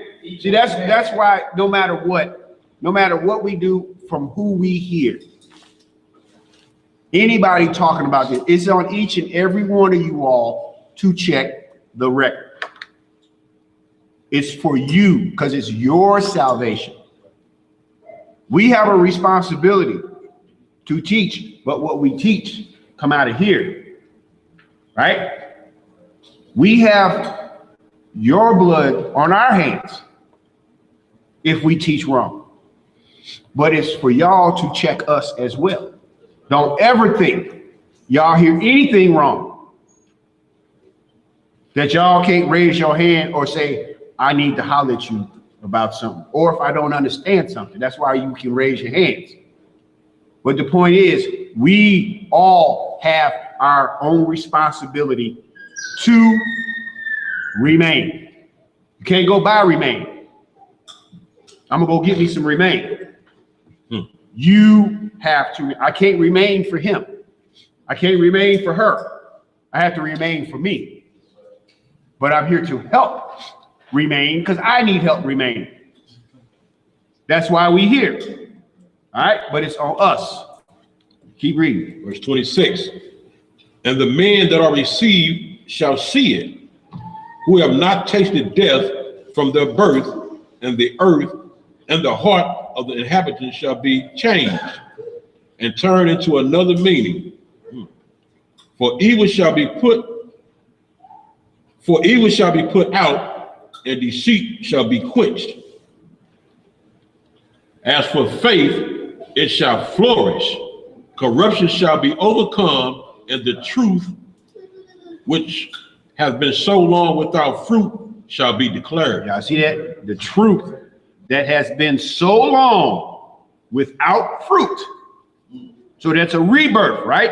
A regeneration.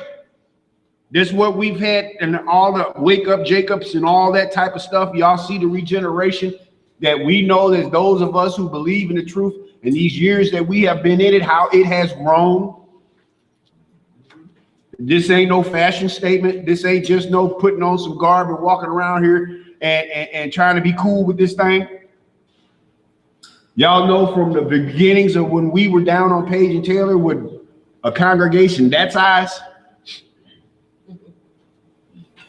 cramped up, and how we have grown ever since. And we know that this is growing, that you're seeing other people who say that they believe like we believe in another city. Y'all seeing that this truth of him that is growing throughout this country. So this is something that wasn't just so many few years ago, right? Before we heard about somebody else in another city that say that they was Hebrew, right? You didn't go out of town and see another Hebrew camp somewhere. So we see now that we know that this thing is growing, but it has to grow what? In truth. As it is written, thus saith the Lord. If it ain't that, it ain't what? It ain't truth. Let's keep reading. I want to expound on that. Verse 28, it said, as for faith, it shall flourish. It's going to flourish because that's all we're going to have is faith. Everybody, if you're not in the truth or not. Yeah, it's going to come that time. Right. Right. Let's see. Verse 29. And when he talked with me, behold, I looked by little and little upon him before whom I stood. And these words said he unto me, I am come to show thee the time of the night to come. If thou wilt pray yet more and fast 7 days again, I shall tell thee greater things by day than I have heard. For thy voice is heard before the Most High. For the mighty have seen the righteous dealing. He has seen also the chastity, which thou hast had ever since thy youth. And therefore hath he sent me to show thee all these things, and to say unto thee, be of good comfort, and fear not. And hasten not with the times that are past, to think vain things, that thou mayest not hasten from the latter times. And it came to pass after this, that I wept again and fasted 7 days in like manner, that I might fulfill the 3 weeks which he told me. And in the 8th night was my heart vexed within me again, and I began to speak before the Most High. For my spirit was greatly set on fire, and my soul was in distress. And I said, O Lord, thou speakest from the beginning of the creation, even the first day, and saidest thus, let heaven and earth be made. And thy word was a perfect work. And there was a spirit, and darkness, and silence on every side. The sound of a man's voice was not yet formed. Verse 40. Then commandest thou a fair light to come forth of thy treasures, that thy work might appear. Upon the 2nd day, thou madest the spirit of the firmament, and commandest it to part asunder, and to make a division betwixt the waters, that one part might go up, and the other remaineth beneath. So we see his little understanding, right? In breaking it back off to the Most High, what he created, right? We all supposed to have this understanding of who we serve, right? Let's read. Upon the 3rd day, thou didst command the waters should be gathered in the 7th part of the earth. 6 parts hast thou dried up, and kept them, to the intent that of these some bring planet of Elohim, until might serve thee. So they're on reserve. Until might serve thee. Say serve thee. Mm-hmm. For as soon as thy word went forth, the work was made. Spoken. Boom. Same as he said it. Came into existence. Right. See that? Read on. For immediately there was a great innumerable fruit, and many and diverse pleasures for the taste, and flowers of unchangeable color, and odors of wonderful smell. And this was done the 3rd day.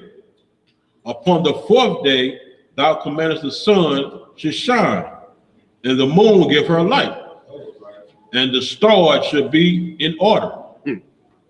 And gavest them a charge to do service unto man that was to be made. See, before, so he gave them the orders to serve us before we was made.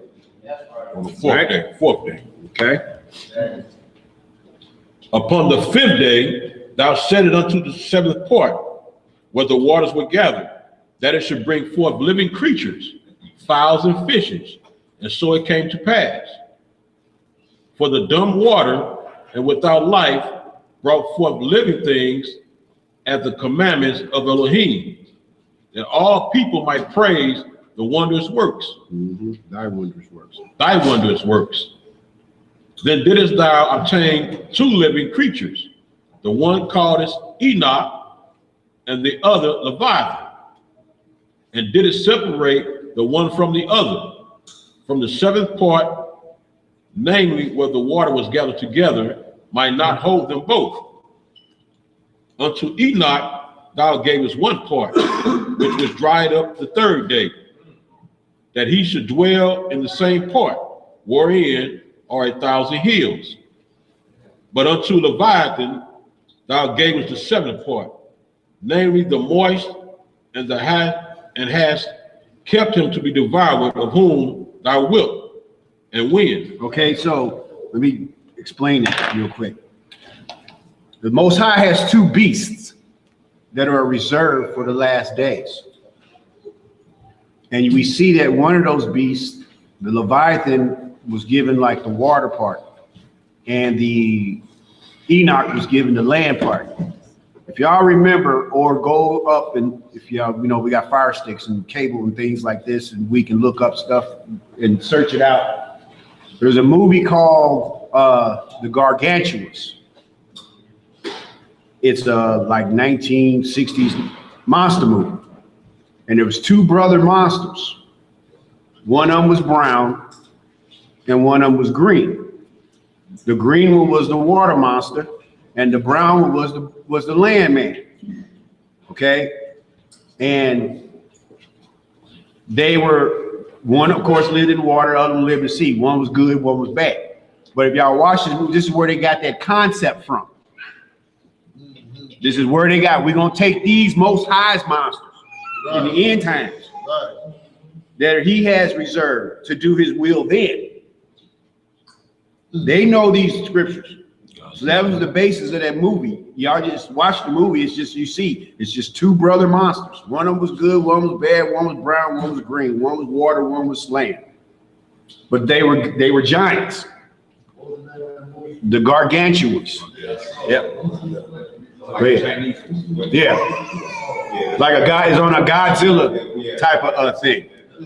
Why are they always trying to portray these things as something totally to keep you away from, if they got us watching the Gargantuans and not reading this, they got us, right? But when we read this, we see where they got their stuff from. Where they got it from. Go ahead. Study the word, that there's not too much is not plagiarized from the word. Right. A lot of stuff that they claim to be theirs because they stole our scriptures. Exactly. And the images our temple stole all that stuff. They're not original. They have to grab their likeness. If we was on our job in the first place, it wouldn't have happened. It wouldn't have happened. We on the path to trying to make up. It's also a way for them to have the truth right in your face. So They you not know it. Let's read. Verse 53. Upon the sixth day, thou gavest commandment unto the earth, that before thee it should bring forth beasts, cattle, and creepy things. And after these, Adam also, whom thou madest Lord over all thy creatures. Of him come we all, and the people also whom thou hast chosen. All this have I spoken before thee, O Lord, because thou madest the world for our sakes. As for the other people, Come on now. which also come of Adam, thou hast said that they are nothing, but be like unto spittle, and hast likened the abundance of them unto a drop that falleth from a vessel. So you see here, he keeping it real. Let's keep going.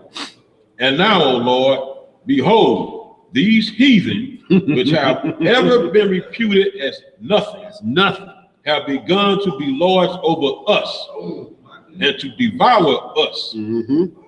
But we, thy people, whom thou hast, Thou hast called thy called thy firstborn. firstborn, thy only begotten, and thy fervent lover, are given into their hands.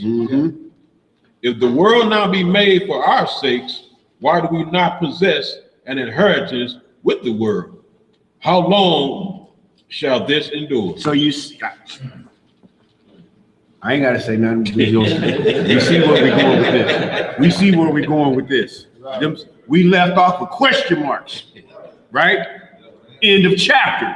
So the answers is in the next chapter. What we see where we finna go with this.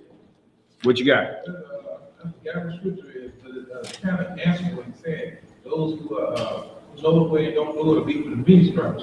Those who don't know will be for the few stripes. Right. It's really the answer because it's given the law.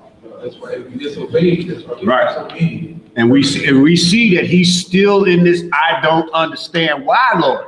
We finna start chapter 7.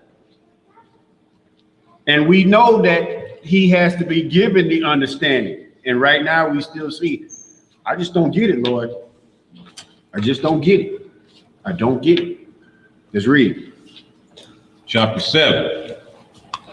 And when I had made an end of speaking these words, there was sent unto me the angel which had been sent unto me the night before. And he said unto me, Up, Esdras, and hear the words that I am come to tell thee. And I said, Speak on, my God. Then said he unto me, The sea is set in a wide place, that it might be deep and great. But put the case, the entrance were narrow and like a river. Who then could go into the sea to look upon it and to rule it? If he went not through the narrow, how could he come into the broad? There is also another thing. A city is builded and set upon a broad field, and is full of good things, full of all good things. The entrance thereof is narrow, and is set in a dangerous place to fall, like as if there were a fire on the right hand, and on the left a deep water, and one only path between them both, even between the fire and the water. So small there could be one man go there at once. If this saying that the entrance to the city between the fire and the water is so narrow that only one man can pass through at a time. Okay. Verse 9. If this city now were given unto a man for an inheritance, if he never shall pass the danger set before it, how shall he receive this inheritance? So he's saying you got to work for it, and they give it to you. Yeah. And I said, It is so, Lord. Then said he unto me, Even so, also is Israel's portion. Oh, Because for their sakes I made the world. And when Adam transgressed my statutes, then was decreed that now is done. Then were the interests of this world. See, from what he originally designed it to be. Because Adam transgressed, he had to change a few things. Right. Death entered into the world. What you got, bro? Just to expound, I am back on what Elon just said. It's a quick verse out of these lost books here. Testament of Moses. Okay. Chapter. All right. Chapter verse 11. It says, For this is what the Lord of the world has decreed. He created the world on behalf of his people. He did not make this purpose of creation openly known from the beginning of the world, so that the nations might be found guilty. Indeed, that they might abjectly declare themselves guilty by their own mistaken discussions of creation's purpose. Yep. Excellent, brother. Excellent. Good precept. Let's read. Verse 12. Then were the entrances of the world made narrow, full of sorrow and travail, and they are but few and evil, full of pearls and very painful. For the entrances of the elder world were wide and sure, and brought immortal fruit. So before Adam transgressed, the heavens were open. You can see all the way up through there. All the understanding that Adam had this understanding that Ezra ain't got, that he's asking for. Adam had it. Adam didn't have to ask these questions that Ezra is asking. Adam knew them. Right. First created. He knew it all till he tripped. Then he had to close it off. Nature. All right, let's roll. Verse 14. That's why there is an Ezra asking these questions. But see, y'all, like I say, this is the cat that the Most High dealt with like this. So we can have an understanding. Everything else we've ever read and studied is about us, the law, and about being obedient. What we need to do, be obedient, getting back to what we lost that we never had, that we got now. All these things and with all this, everything here. But this is where, just like in Enoch, the things that he taught Enoch to give us an understanding of how the heavens work. This is the same thing. Let's roll. Verse 14. If then they that live labor not to enter these straight and vain things, they can never receive those that are laid up for them. Read that one more time.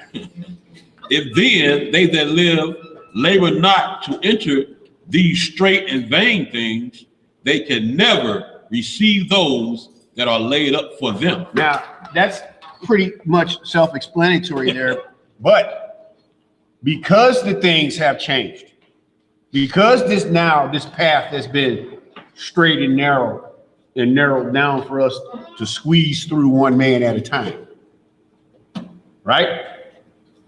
We still got to get in line. It's got to be somebody in front of me, got to be somebody back of me squeezing through this thing. We had it wide, but now that it's narrow, he said, those that diligently seek me shall find me. Seeking me. He say, it's your time now. Some of us probably could, if we look at our lives before we came into the truth, we all know when we came into the truth, but if we look, was there some event that happened in our lives that we felt like it was something tragic, detrimental in our lives that we made it through it? And then the truth come? Does that happen to anybody here? Because that was that trial and tribulation that we went through. Because I look back and remember and know that was a time in my life and he saw me through it. And then he showed himself to me. So when I see that he showed himself to me after that time, I knew what that time was for. That's when he tried me, tried my reins. And then he said, okay, he made it. Now I'm showing him something he ain't never seen before. And that's where I am today. But I know what all that purpose was for. And what that daily trial and tribulation was for. That he seen me through it. Shalom, y'all. Shalom. Most I be with y'all. Shalom. All right, let's keep reading. We almost done. Verse 15. Now therefore, why disquiet thou thyself, seeing thou art but a corruptible man? And why art thou moved, whereas thou art but mortal? So see that's something that's special about Ezra, that he's asking, why are you concerned about all this? You can't change nothing. It's not going to change anything for you. Why are you so concerned about all this? You just a mortal man. You need to stay in your place. You need to do what you're supposed to be doing. So why is it that? See, that's what I'm saying. This is what it was about. He's asking, why are you so curious about all these things? And we're thankful that he was, because we got him. Let's read it. Why hast thou not considered in thy mind this thing that is to come, rather than that which is present? Then answered I and said, O Lord, that bearest rule, thou hast ordained in thy law that the righteous should inherit these things, but that the ungodly should perish. Nevertheless, the righteous shall suffer straight things, and hope for wide. For they that have done wickedly have suffered the straight things, and yet shall not see the wide. And he said unto me, there is no judge above Yahweh, and none that have understanding above the highest. For there may be many that perish in this life, because they despise the law of Yahweh that is set before them. So they despised it. So it's not without excuse. It's not like they didn't have it. Not like they didn't know it. Not like they ain't never seen it. No, they did worse. They had it and despised it. Right? Read on. For Elohim have given straight commandments to such as came, what they should do to live, even as they came, and what they should observe to avoid punishment. There it is, right there. Right? So there's no excuse without this thing. Just like your parents tell you, these are the things that you can do that you know you'll get away with. and these are whooping things. Right? You do that one, you know what you got coming. So if you don't want the whooping, don't do the crime. Right? So it's set right here before us that those that be obedient to do those things which he's given us. Read on. Verse 22.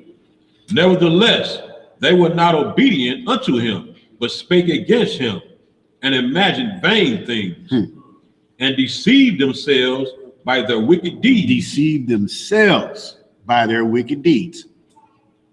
And said of the Most High that he is not, and knew not his ways.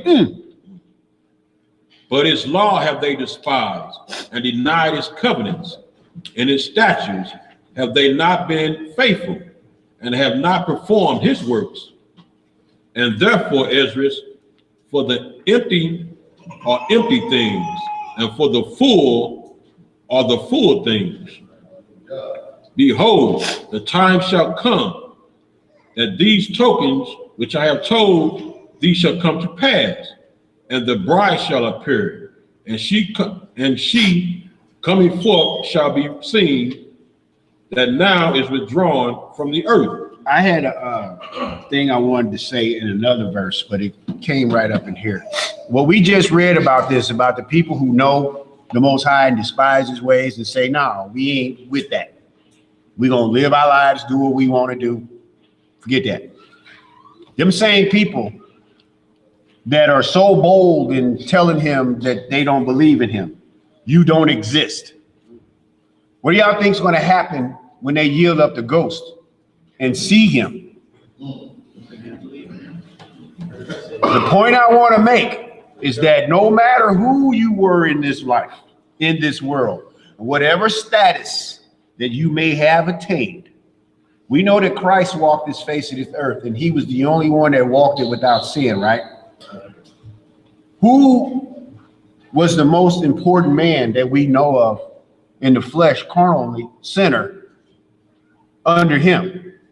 There's many of them, right? So if we were to be able to say this person was the most important man on the planet, he still will have to bow. So when they yielded up, no matter what they said to him in this life, we know that Stephen Hawking just passed. He was a admitted atheist, didn't believe in the Most High. What do you think happened when he yielded his body? That ghost left him. What do you think happened to him then? Who do you think he saw? Did he have another chance now and say, oh, you real? Give me a chance. Let me go back. I didn't trip. Give me another breath to go back and confess your name and say you real. It's too late. Right. Like the rich man in Luke 16. That's right. There's a movie about that guy's life. I can't think of his name. Mhm. I just watched it not too long ago. Mhm. When you watch the movie, you see that he believed, and then things happened in his life. Mhm. He was in God's name, and he went back and forth. And I always said that if he believed, he didn't realize he could have got healed out of that. He dove deep off into all that scientific stuff to disprove his own belief. Mhm. At the end of the day, it's crazy. So that's the point. All that effort that he put forth trying to disprove God, and all he had to do was yield up the ghost and get his answer. Okay, but it's too late. So like the point that I'm making, that anybody in this life, that we not out of a respect or person's things, but it's not of money, wealth, or status, or political status, or anything like that. But anybody that walks the face of this earth, including me,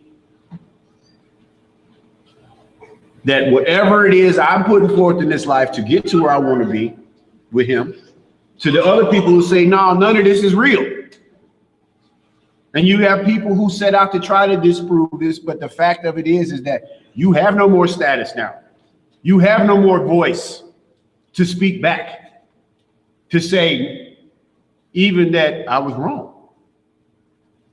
The fact of it is you have no more status. This is why we have to get this thing right. While we have breath in our bodies and strength to breathe. To get this thing right. To stay on this path, this continual path to him, without wavering.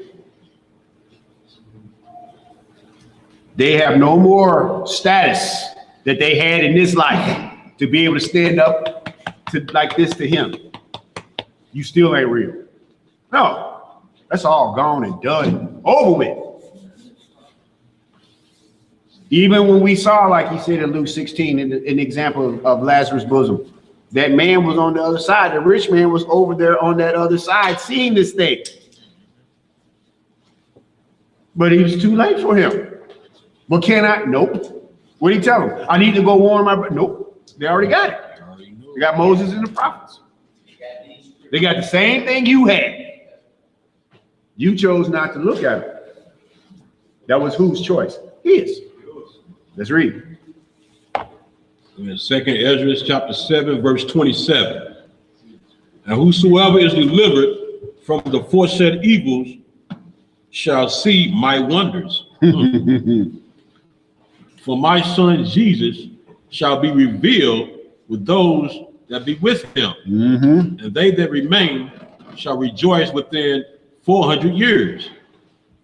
After these years shall my son Christ die, and all men that after these years shall my son Christ die, and all men that have life. And the whole world shall be turned into the old silence 7 days, like as in the former judgments, so that no man shall remain. And after 7 days, the world that yet awaken not shall be raised up, and that shall die that is corrupt. And the earth shall restore those that are asleep in her. And so shall the dust, those that dwell in silence, and the secret places shall deliver those souls that were committed unto them. And the Most High shall appear upon the seat of judgment, and the misery shall pass away, and the long suffering shall have an end.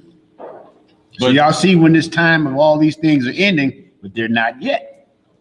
So that means we got to keep moving. We got to get to these times. We got to get to this place where all long suffering is ending. Read on. But judgment only shall remain. Truth shall stand, and faith shall wax strong. And the work shall follow, and the reward shall be showed. And the good deed shall be of force, and the wicked deed shall be no rule.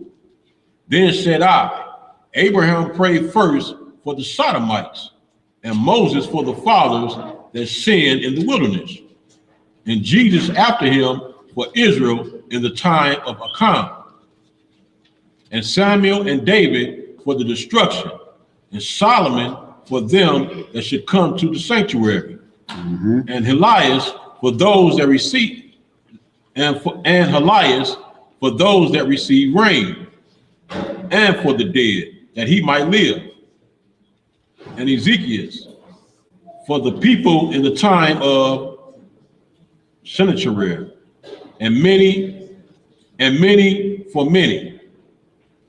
Even so now, seeing corruption is grown up, and wickedness increased, and the righteous have prayed for the ungodly.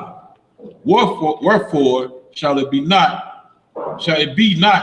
be so for now also? He answered me and said, this present life is not the end where much glory doth abide. Therefore have they prayed for the weak, but the day of doom shall be the end of this time, and the beginning of the immortality for to come, wherein corruption is past. So that day of doom must be the end of this time. It's not going to get any better. It's just going to continually get worse and worse. So we think we seeing some now out here in these streets. It's going to get worse than that. It's going to get worse. Before that day of doom, it's going to end on doom. It's not going to end on the sunshine. It's not going to end with puffy clouds and butterflies and birds singing. Okay? It's going to be doom. So we don't have no happy, joyous looking at the end of this for us. It's gonna get worse out here. So what are you gonna do? Are you gonna get better? Then you are.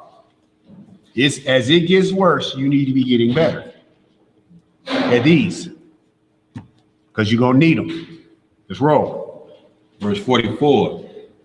Intemperance is at an end. Indefinitely is cut off. Infidelity is cut off. Righteousness is grown, and truth is sprung up. Opposite times of what we living in now, right? There's a lot of infidelity going on, but not much truth. Let's read.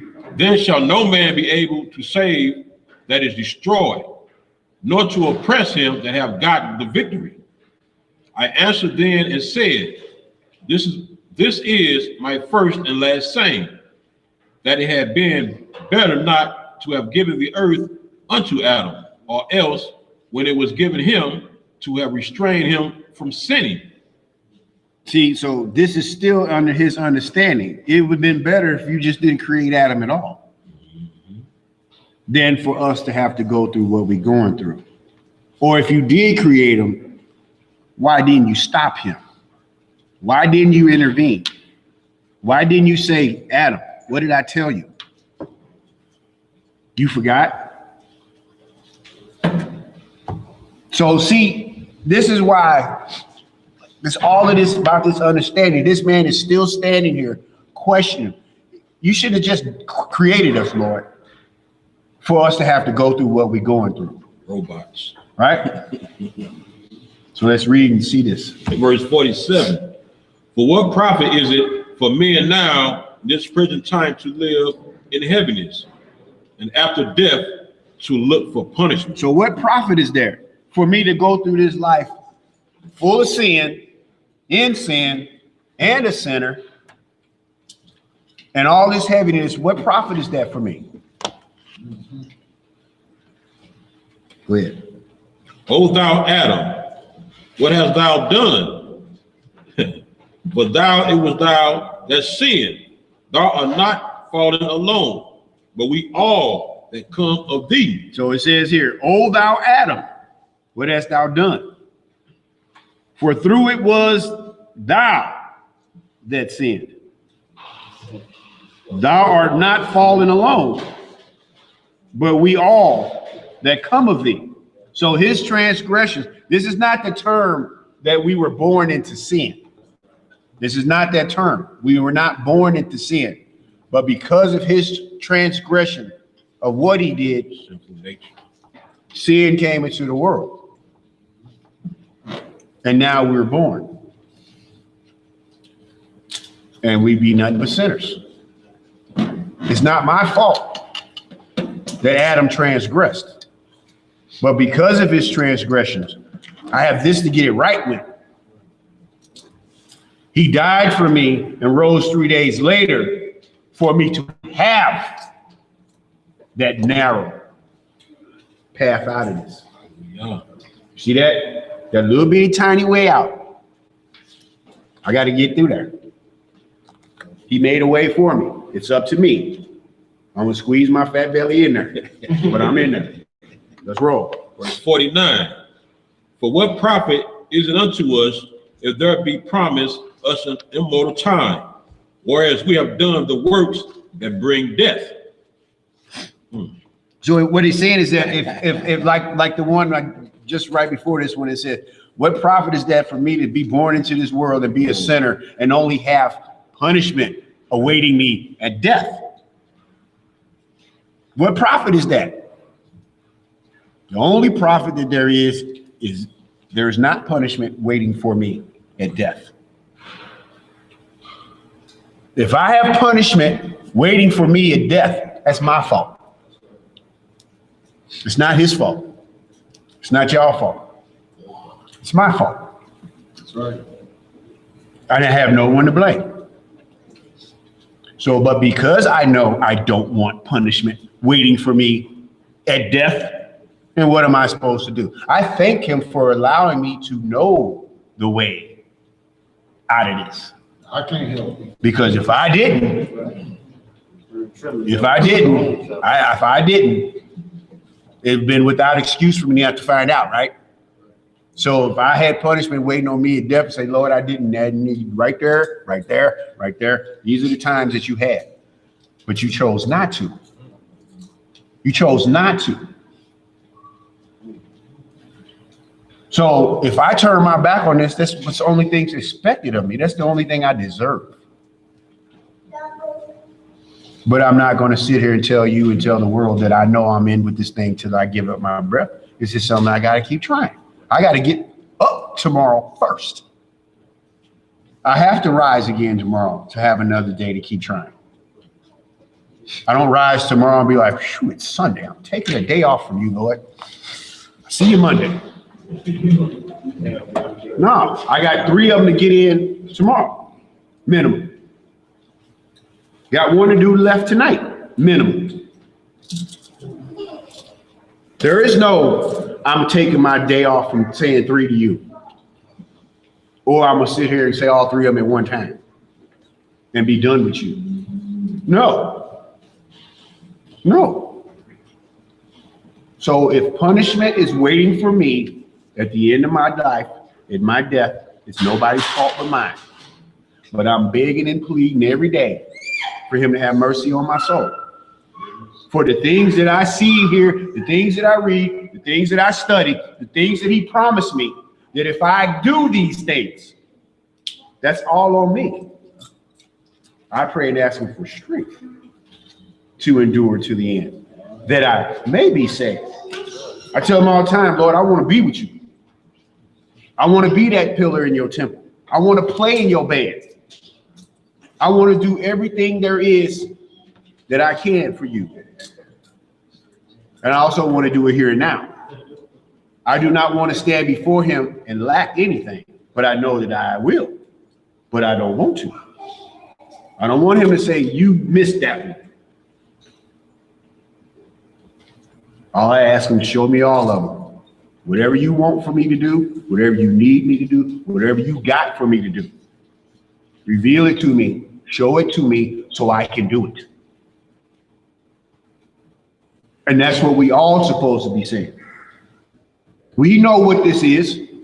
We know what that lake of fire is. It's your choice. What you got? Yeah, keep saying all we want to hear from the Most High is well done. Good sir. Good and faithful servant. That's right. That's what we want to hear. That's what we want to hear. And when we live it, when we yield up this goes, you gonna know right then and there. You gonna know immediately. Oh, yeah. Or you gonna know it like Bernie Mac said, immediately. You gonna know. And there's not gonna be 1 second for you to say, hold up. Let's go. Let's keep going. Yeah, I want to say, in that, verse 49, it say, for immortal time, and we know that Adam was made to be mortal. But since sin can't dwell with the Most High, he's not going to have immortal time with sin. That immortality is gone. So something got to go. That's right. Something got to give. That's right. Verse 50. And that there is promised us an everlasting hope, whereas ourselves being most wicked are made vain. And there are laid up for us dwelling of health and safety, whereas we have lived wickedly. And that the glory of the Most High is kept to defend them which have led a worried life, whereas we have walked in the most wicked ways of all. And there should be showed a paradise whose fruit endureth forever, or in security and medicine, since we shall not enter into it. For we have walked in unpleasant places, and that the faces of them which have a abstinence, and that the faces of them which have used abstinences shall shine above the stars, whereas our faces shall be blacker than darkness. For while we live and committed iniquity, we consider not that we should begin to suffer for it after death. After when? After death. After when? After So death. that means that still, what that means is that you do not escape punishment. Okay? You do not escape punishment. What purpose? Now, let me say it this way. Just because people don't believe in the Most High and we believe in him. So an atheist, just say a person that says, no, I don't believe in him. That don't excuse him from his commandments, statutes, judgments, and laws that he gave. Just because you say, I don't believe in you, then I say, well, since he say don't steal and I don't believe in him, I'm a thief. Right? Don't work like that. This is his rules. He say don't do that. This is the man that says, I don't believe in, say don't steal. Well, I don't believe in him. So it makes it good for me to steal. With that type of rationale, what they gonna get you? Punishment. Death, yeah. And after death. You just don't get to go through this life not believing in him, knowing and saying I don't believe in him on purpose. And you're still not subjected to his commandments, statutes, judgments, and laws that he gave for man to live by. If he gave them to us to teach the rest of the world supposed to know him, right? It's without excuse for them not to not know him. And they choose not to know him. That still does not excuse you. That don't mean because you don't believe in him, I could be a rapist or a murderer. There's still his law. If that were the case, what would be in it, like Ezra is asking? What would be in it for us? You say don't do this, but they doing that and living large. But we trying to obey you. We got your word, and we're suffering. Remember, whose fault was it? First. Well, There's laws right here on the state federal level that we don't, we still suffer. yeah, How exactly. much more that? Exactly. Just you might not believe in the law of this land, but does that? So your unbelief in that stop sign out there, Right. your ass run through that stop sign, you turn up your car. You gonna blame it on the law? You gonna blame it on the other person that's supposed to know that you don't believe in these laws and that I don't have to stop? Does your car say I don't have to stop? Have you warned everybody of your law of disobedience? I'm an outlaw. I'm a lawbreaker. Here I come. You ain't even being fair to us. And that's what Ezra is asking. All this stuff is being seen, Lord, by the rest of the world. All these people, look at your people, looking at them people. Just why, Lord? Why? Well, like I said, we disobeyed first. If we would have never tripped, we'd have never been here. We'd have never known these United Snakes of America. Never known them. We'd have been chilling where we was. Let's roll. Verse 57. Then answered he me and said, this is the condition of the battle, which man that is born upon the earth shall fight. This is a fight. That if he be overcome, he shall suffer as thou hast said. But if he get the victory, he shall receive the thing that I say. How simple is that, y'all? How simple is that? Do right, get the reward. Do wrong, get the punishment. And there's a saying called punishment, the glutton for punishment. That's it. Do the right thing. Read. For this is the life whereof Moses spake unto the people while he lived, saying, choose thee life that thou mayest live. Nevertheless, they believed not him. They what? They believed not him, Okay. nor yet the prophets after him. No, nor me which have spoken unto them. Me and Sister Naomi, we had a scripture that I was reading it in class. I think this maybe even back down on Page and Taylor days when we first read this. And I think it was in the book of Jeremiah when the Lord said to the prophet Jeremiah, go tell my people this. And he went to tell the people. And they said, now you go tell the Lord we ain't gonna do it. We laughed and laughed at that because it's right there verbatim. No. The Lord said, do this. You go tell them we ain't doing nothing. That's how hard-headed, stiff-necked, and bold we was in our disobedience to him. So do you think we have any right to complain about what happened to us and we tell him to his face? Here comes Jeremiah. The Lord said, y'all do this. Jeremiah, you take your ass back there and tell him we ain't.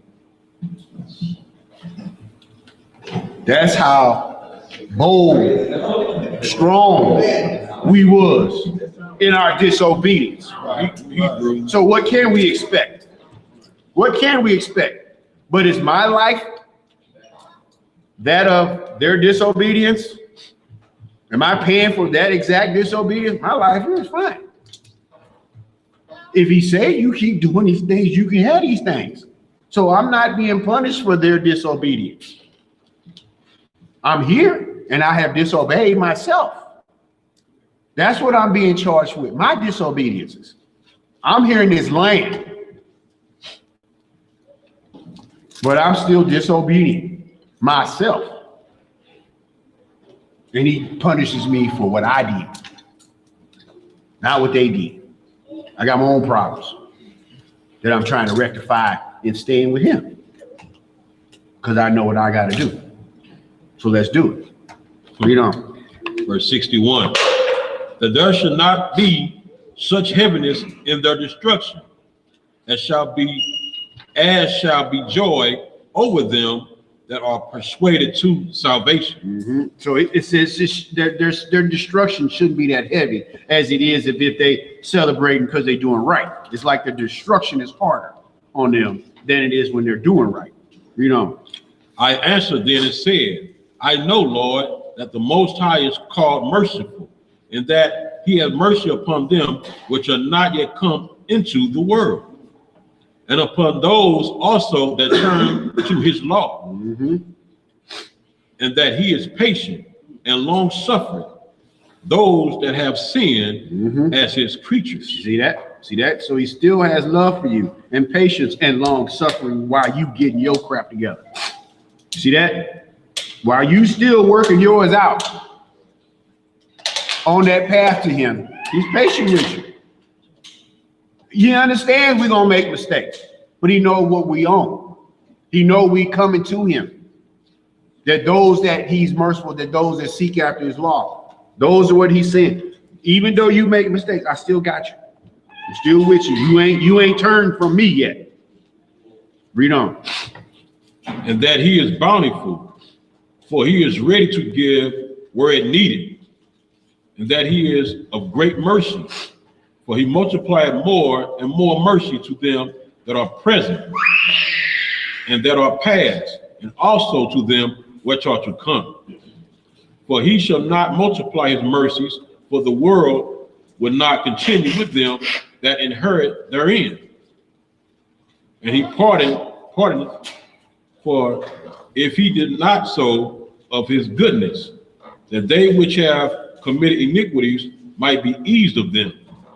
The 10,000 part of men should not remain living. And being judged, if he should not forgive them that are cured with his word, and put out the multitude of contentions,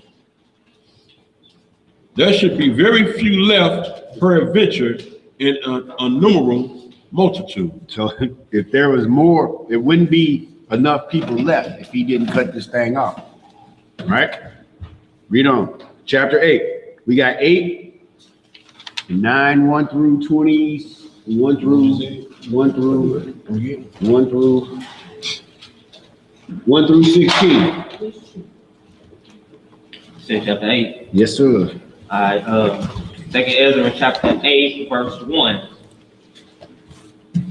And he answered me, saying, the Most High hath made this world for many, but the world to come for few. So y'all understand that right there? Somebody answer me that question. It's simple. He made this world for many, but that one that's coming, Jacob's time, Jacob's world, said it right there. That's only made for a few. A few. We a few down here. But a few. Read on. Verse 2. I will tell thee a similar to Esdras, as when thou askest the earth, it shall say unto thee that it giveth much mold whereof earthen vessels are made, but little dust that gold cometh of. Even so is the course of this present world. There be many created, but few shall be saved. Who wants to be in that few? That's right. Many of That few. In that few. That's right. Read on. Verse 4. So answered I and said, swallow then down, O my soul, understanding, and devour wisdom. For thou hast agreed to give ear, and art willing to prophesy. For thou hast no longer space then only to live. O Lord, if thou suffer not thy servant, that we may pray before thee, and thou give us seed unto our heart, and culture to our understanding, that there may come fruit of it. How shall each man live that is corrupt, who beareth the place of a man? For thou art alone, and we all one workmanship of thine hands, like as thou hast said. For when the body is fashioned now in the mother's womb, and thou givest it members, thy creature is preserved in fire and water. And 9 months doeth thy workmanship endure thy creature, which is created in her. So y'all see right in there what he just said. That while this child is in the womb for that 9 months, fire and water for his creation.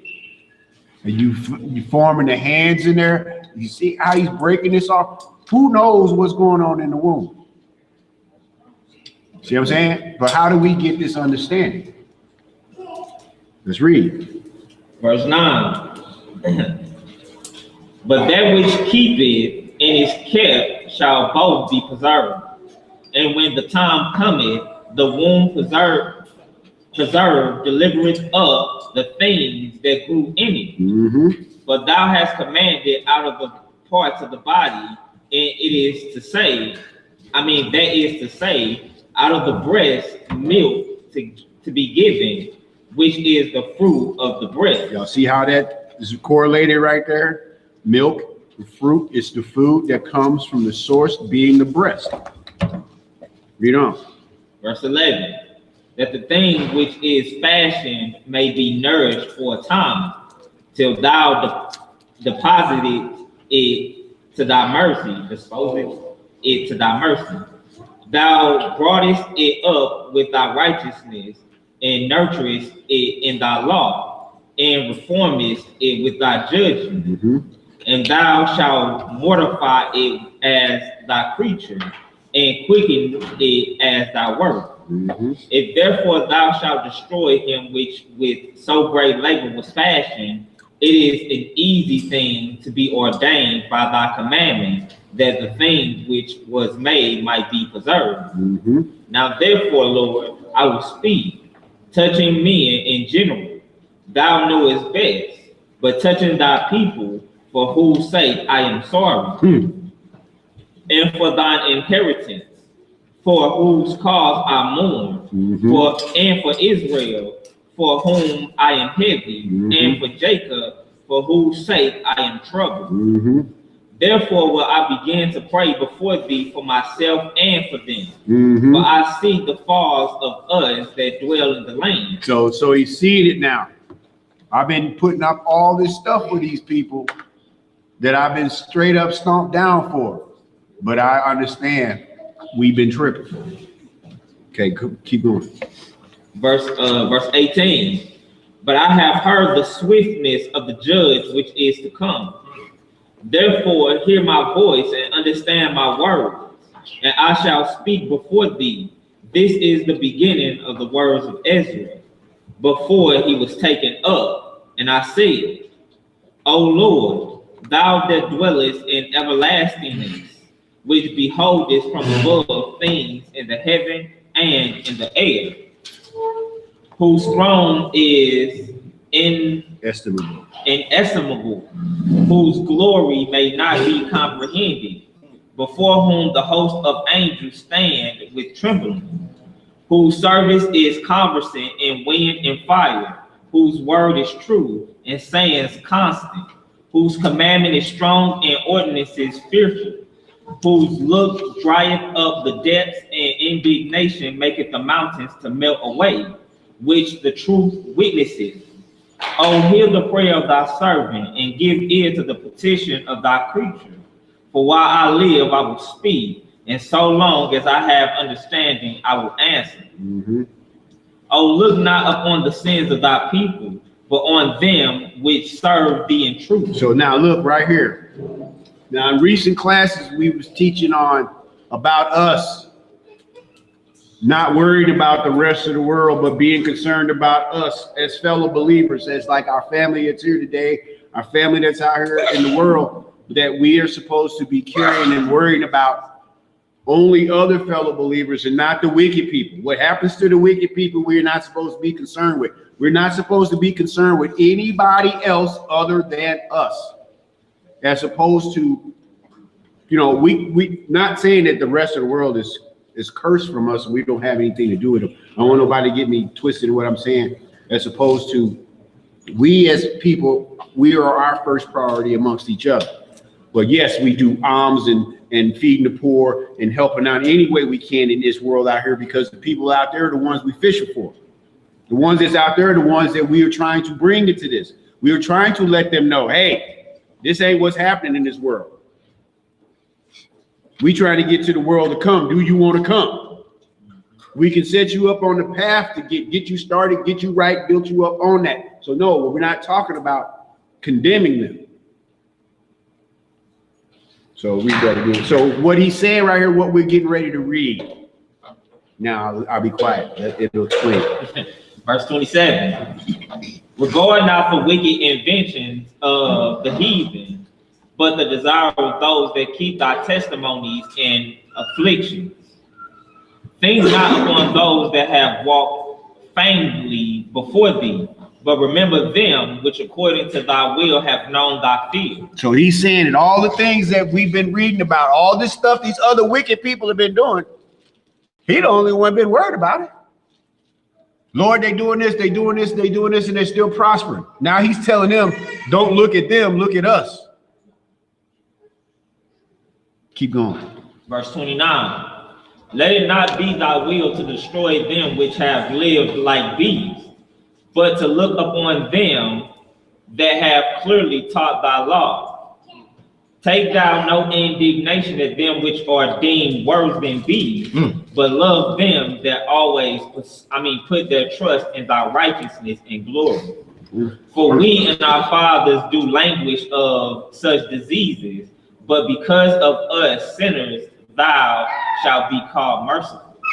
For if thou hast a desire to have mercy upon us, thou shalt be called merciful to us, namely, that have no works of righteousness. For the just, which have many good works laid up with thee, shall out of their own deeds receive reward. For what is man, that thou shouldest take displeasure in him? Or what is a corruptible generation, that thou shouldest be so bitter towards it? For in truth there is no man among them that be born, but he that dealt wickedly. And among the faithful there is none which hath not done amiss. So it means none of us, as faithful as we try to be, ain't done nothing wrong. Keep reading. Verse 36. For in this, O Lord, thy righteousness and thy goodness shall be declared. If thou be merciful unto them which have not the confidence of good works. Then answered he me and said, some things hast thou spoken aright, and according unto thy word it shall be. For indeed I will not think on the disposition of them which have sinned before death, before judgment, before destruction, but I will rejoice over the disposition of the righteous, and I will remember also their pilgrimage, and the salvation and the reward that they shall have. Mm-hmm. Like as I have spoken now, so shall it come to pass. For as the husbandman soweth much seed upon the ground, and planted many trees, and yet the thing that is sown good in his season cometh not up, neither doeth all that is planted take root. Even so is it of them that are sown in the world. They shall not all be saved. Right. I answered then and said, if I have found grace, let me speak. Like as the husbandman's seed perisheth, if it come not up, and receive not thy rain in due season, or if there come too much rain and corrupt it, even so perisheth man also, which is formed with thy hands, and is called thine own image, because thou art like unto him, for whose sake thou hast made all things, and likened him unto the husbandman's seed. Mm-hmm. Be not wroth with us, but spare thy people, and have mercy upon thine own inheritance, for thou art merciful unto thy creature. Then answered he me, and said, things present are for the present, and things to come for such as be to come. For thou comest far short that thou shouldest be able to love my creature. My creature more than I. See, he's telling me, you coming up short. You loving the creature more than the creator. He has a concern for his people, and he's asking and pleading for his people. Just why are we the ones being punished like this? Let's keep reading. But I have oft times drawn nigh unto thee and unto it, but never to the unrighteous. And this also thou art marvelous before the Most High, and that thou hast humbled thyself as it becometh thee, and hast not judged thyself worthy to be much glorified among the righteous. For many great miseries shall be done to them that in the latter time shall dwell in the world, because they have walked in great pride. So that they're not escaping this thing. It says many great miseries will be done to them in this world that have not done what they were supposed to do in following him.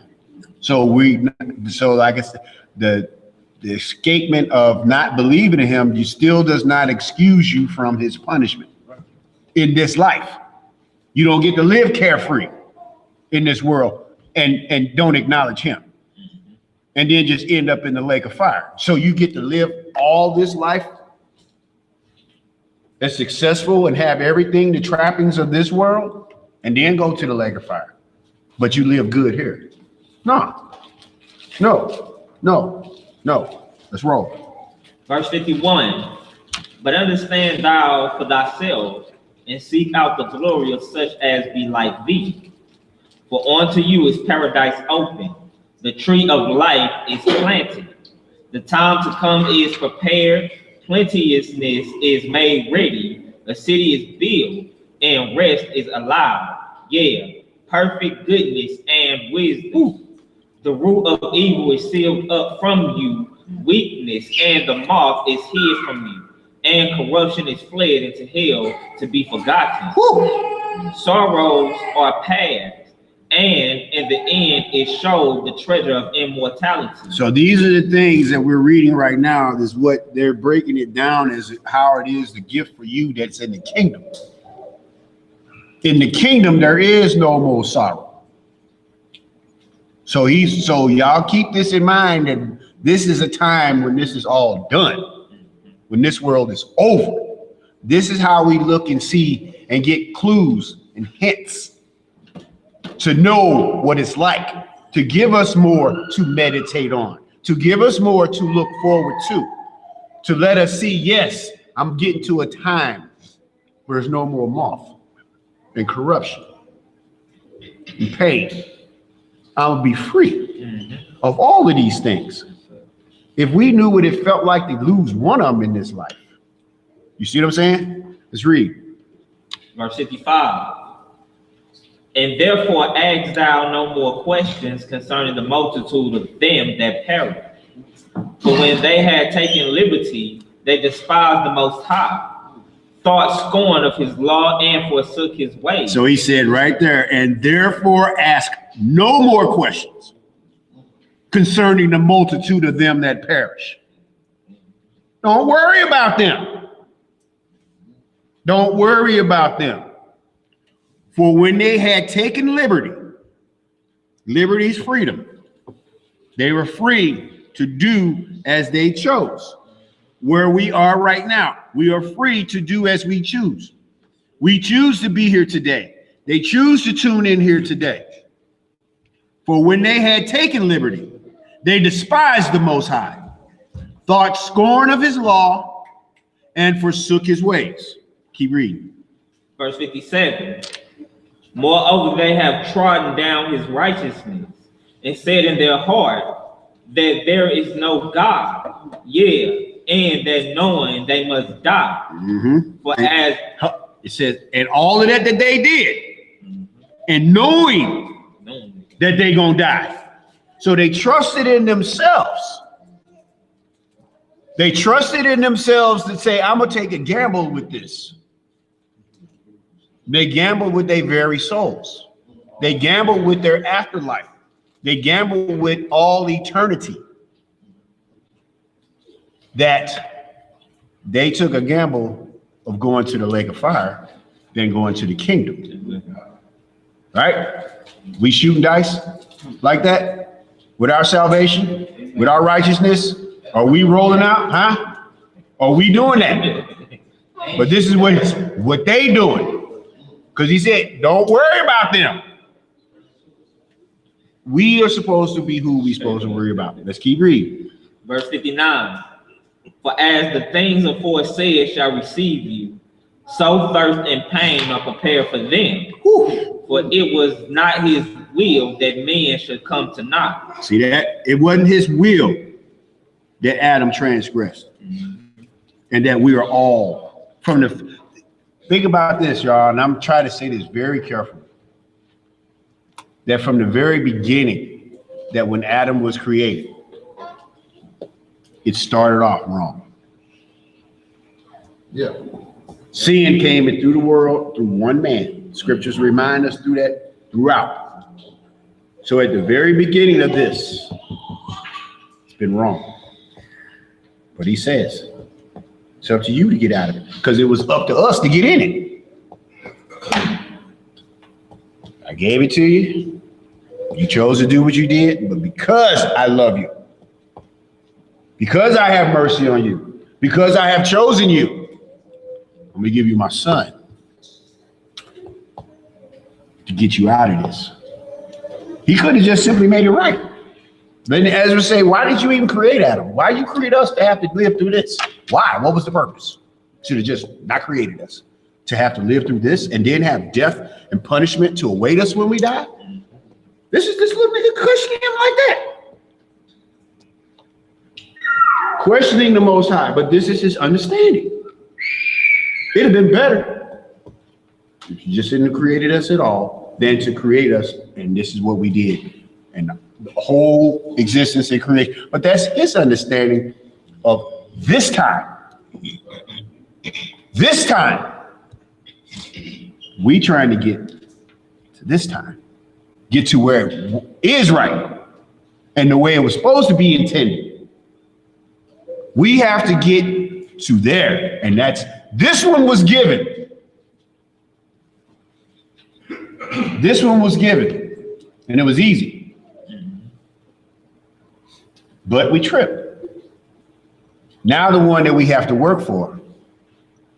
See, given, free. Now you got to work. You gotta prove yourself worthy. This is if you can't keep a job. What kind of work are you doing? What type of intestinal fortitude do you have then in yourself? If you can't do the things that you're supposed to do in this life, the minimal, basic things. But you're supposed to be doing all the things that you were supposed to do in this life, carnally and spiritually. This one was free. This one is we have to obtain. We got to work for it now. You see so many billionaires and millionaires say what? My children ain't getting none of my money. I'll give it all away before I die, before they get it. I worked all my life and amassed all this fortune, knowing that as soon as they put that dirt on me, they're gonna shoot straight from the cemetery to the mall. All my money gonna be gone. I'd rather give it to somebody and make some good use with it. Because their children did what? They didn't show their parent that they was worthy of it. They didn't show that parent that I was worthy of it, that you ain't got to worry about that about me. Yes, I'm in line to receive your millions and billions. That's what we are in line for with the kingdom. We have to show our worthiness. We have to let him say, yeah, that's my child that is going to inherit mine. But the other ones that he know that ain't, don't worry about it. Keep moving. Verse 60. But they which be created have defiled the name of him that made them, and were unthankful unto him which prepared life for them. And therefore is my judgment now at hand. These things have I not showed unto all men. All right. These things I have not. Why not? Don't worry about them. Thankfully, be thankful is what I tried to say. That he showed them to you. And you have the knowledge now to show them to someone else. But be thankful that he showed them to you. And if he showed them to you, he dealing with you. If he dealing with you, and you know he dealing with you, you know you have what to do. What is it thou want me to do? He gave me these things to do. These things that we have to do. These are the basic of commandment, statute, judgment, laws. He gave us those. Those are what we must do. But if he's dealing with you, now you can show somebody else. This is what it is. Bottom line. This is the only thing on this planet, period, that is true and that is real that we know. Everything else got faults in it. Ain't found none in here. None. Let's roll. Verse 62. These things have I not showed unto all men, but unto thee, and a few like thee. Then answered I and said, Behold, O Lord, now hast thou showed me the multitude of the wonders which thou wilt begin to do in the last times. But at what time thou hast not showed me. Chapter 9. He answered me then and said, Measure thou the time diligently in itself. And when thou seest part of the signs past, which I have told thee before, then shalt thou understand that it is the very same time wherein the highest will begin to visit the world which he made. So what he's saying right there is just the signs and the prophecies that I've given you, like we were given.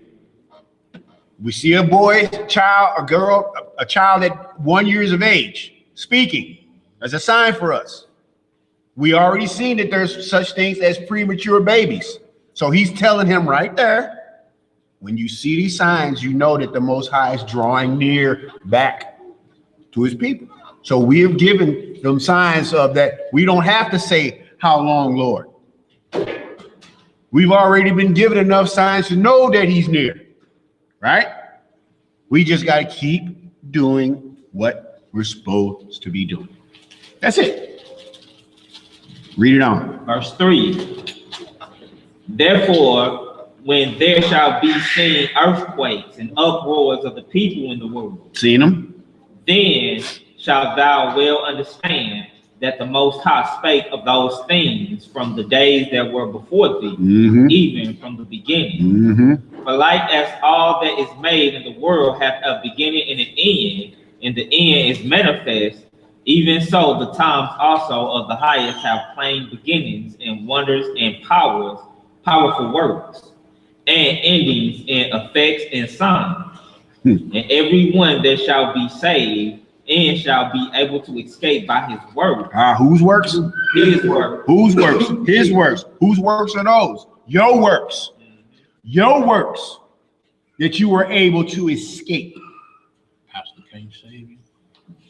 Your works. Say it again. Pastor can't save you. Your works. Read on.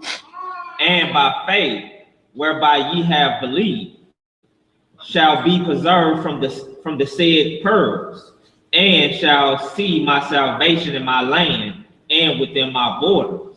For I have sanctified them for me from the beginning. From the beginning, these people were sanctified. Okay. Verse 9.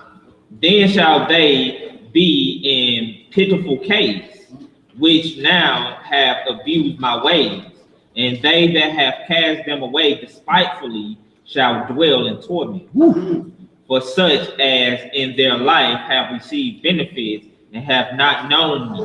Read that. See that again. The such as those in this life that have received benefits and have not known me. Living fat right now. He got this all. There's no need for us to be worried and looking at that. We know what it is, and we know when that reward comes.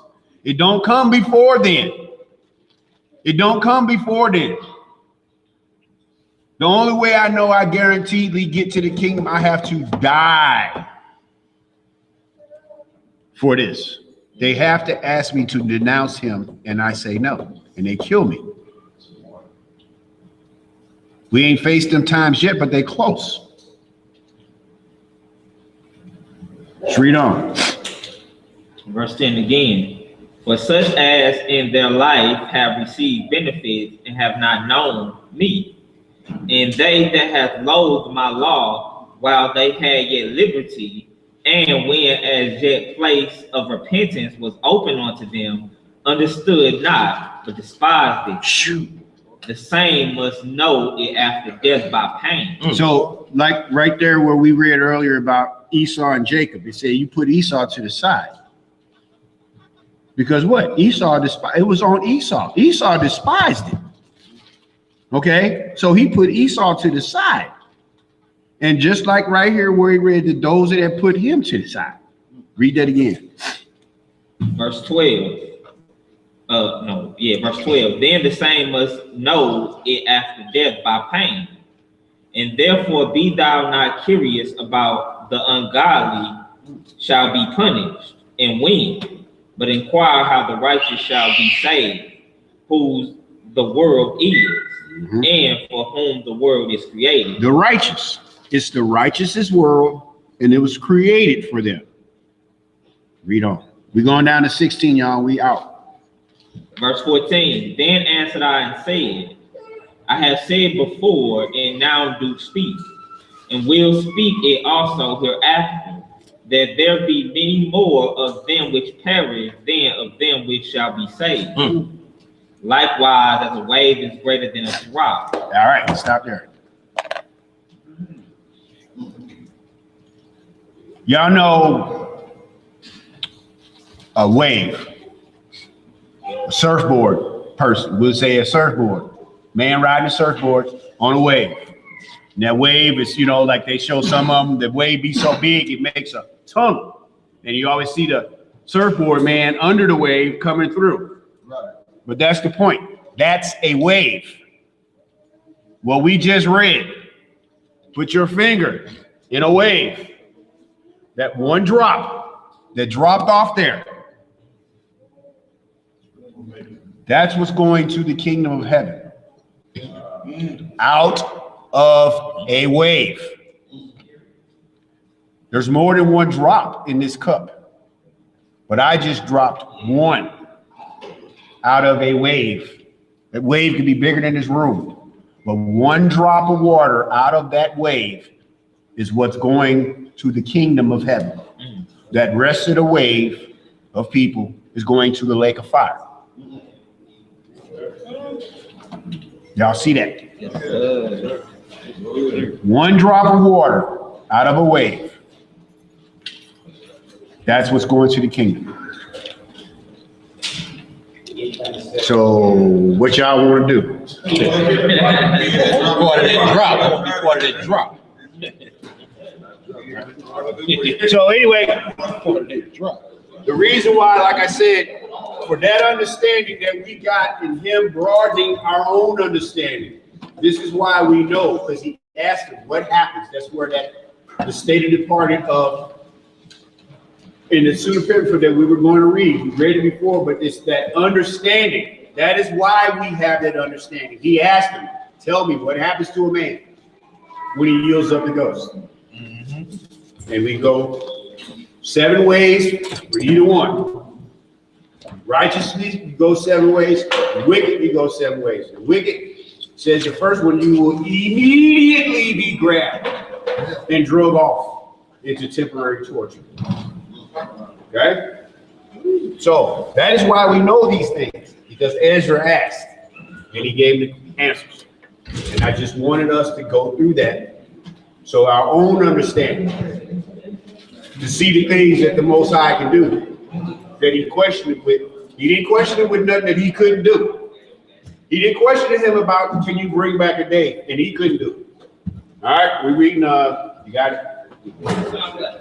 Psalm 146. He got 146. What, somebody said something? No, she was asking. Psalms 146, with the Most High permission in the name of his only begotten Son. Long live King. Long live King. Praise ye the Elohim.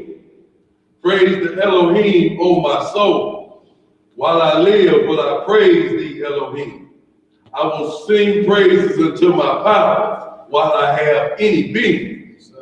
Put not your trust in princes, nor in the Son of Man, in whom there is no help. His breath goeth forth. He returneth to his earth, and that in that very day his thoughts perish. Happy is he that had Yahweh the power of Jacob for his help. That's right. Whose hope is in the Elohim of Jacob. That's right. Which made heaven and earth, the sea, and all that are therein. There you go. Which keepeth truth forever. That's right. Which executeth judgment for the oppressed. Which giveth food to the hungry. The Elohim looseth the prisoners. The Elohim openeth the eyes of the blind. There you go. The Elohim raiseth them that are bowed down. That's right. The Elohim loveth the righteous. The Elohim preserveth the stranger. That's right. He relieveth the fatherless and widow, but the way of the wicked he turneth upside down. That's right. That's right. For the Elohim shall reign forever. Even the power of Zion unto all generations. Praise ye the Most High. Hallelujah! Say it out!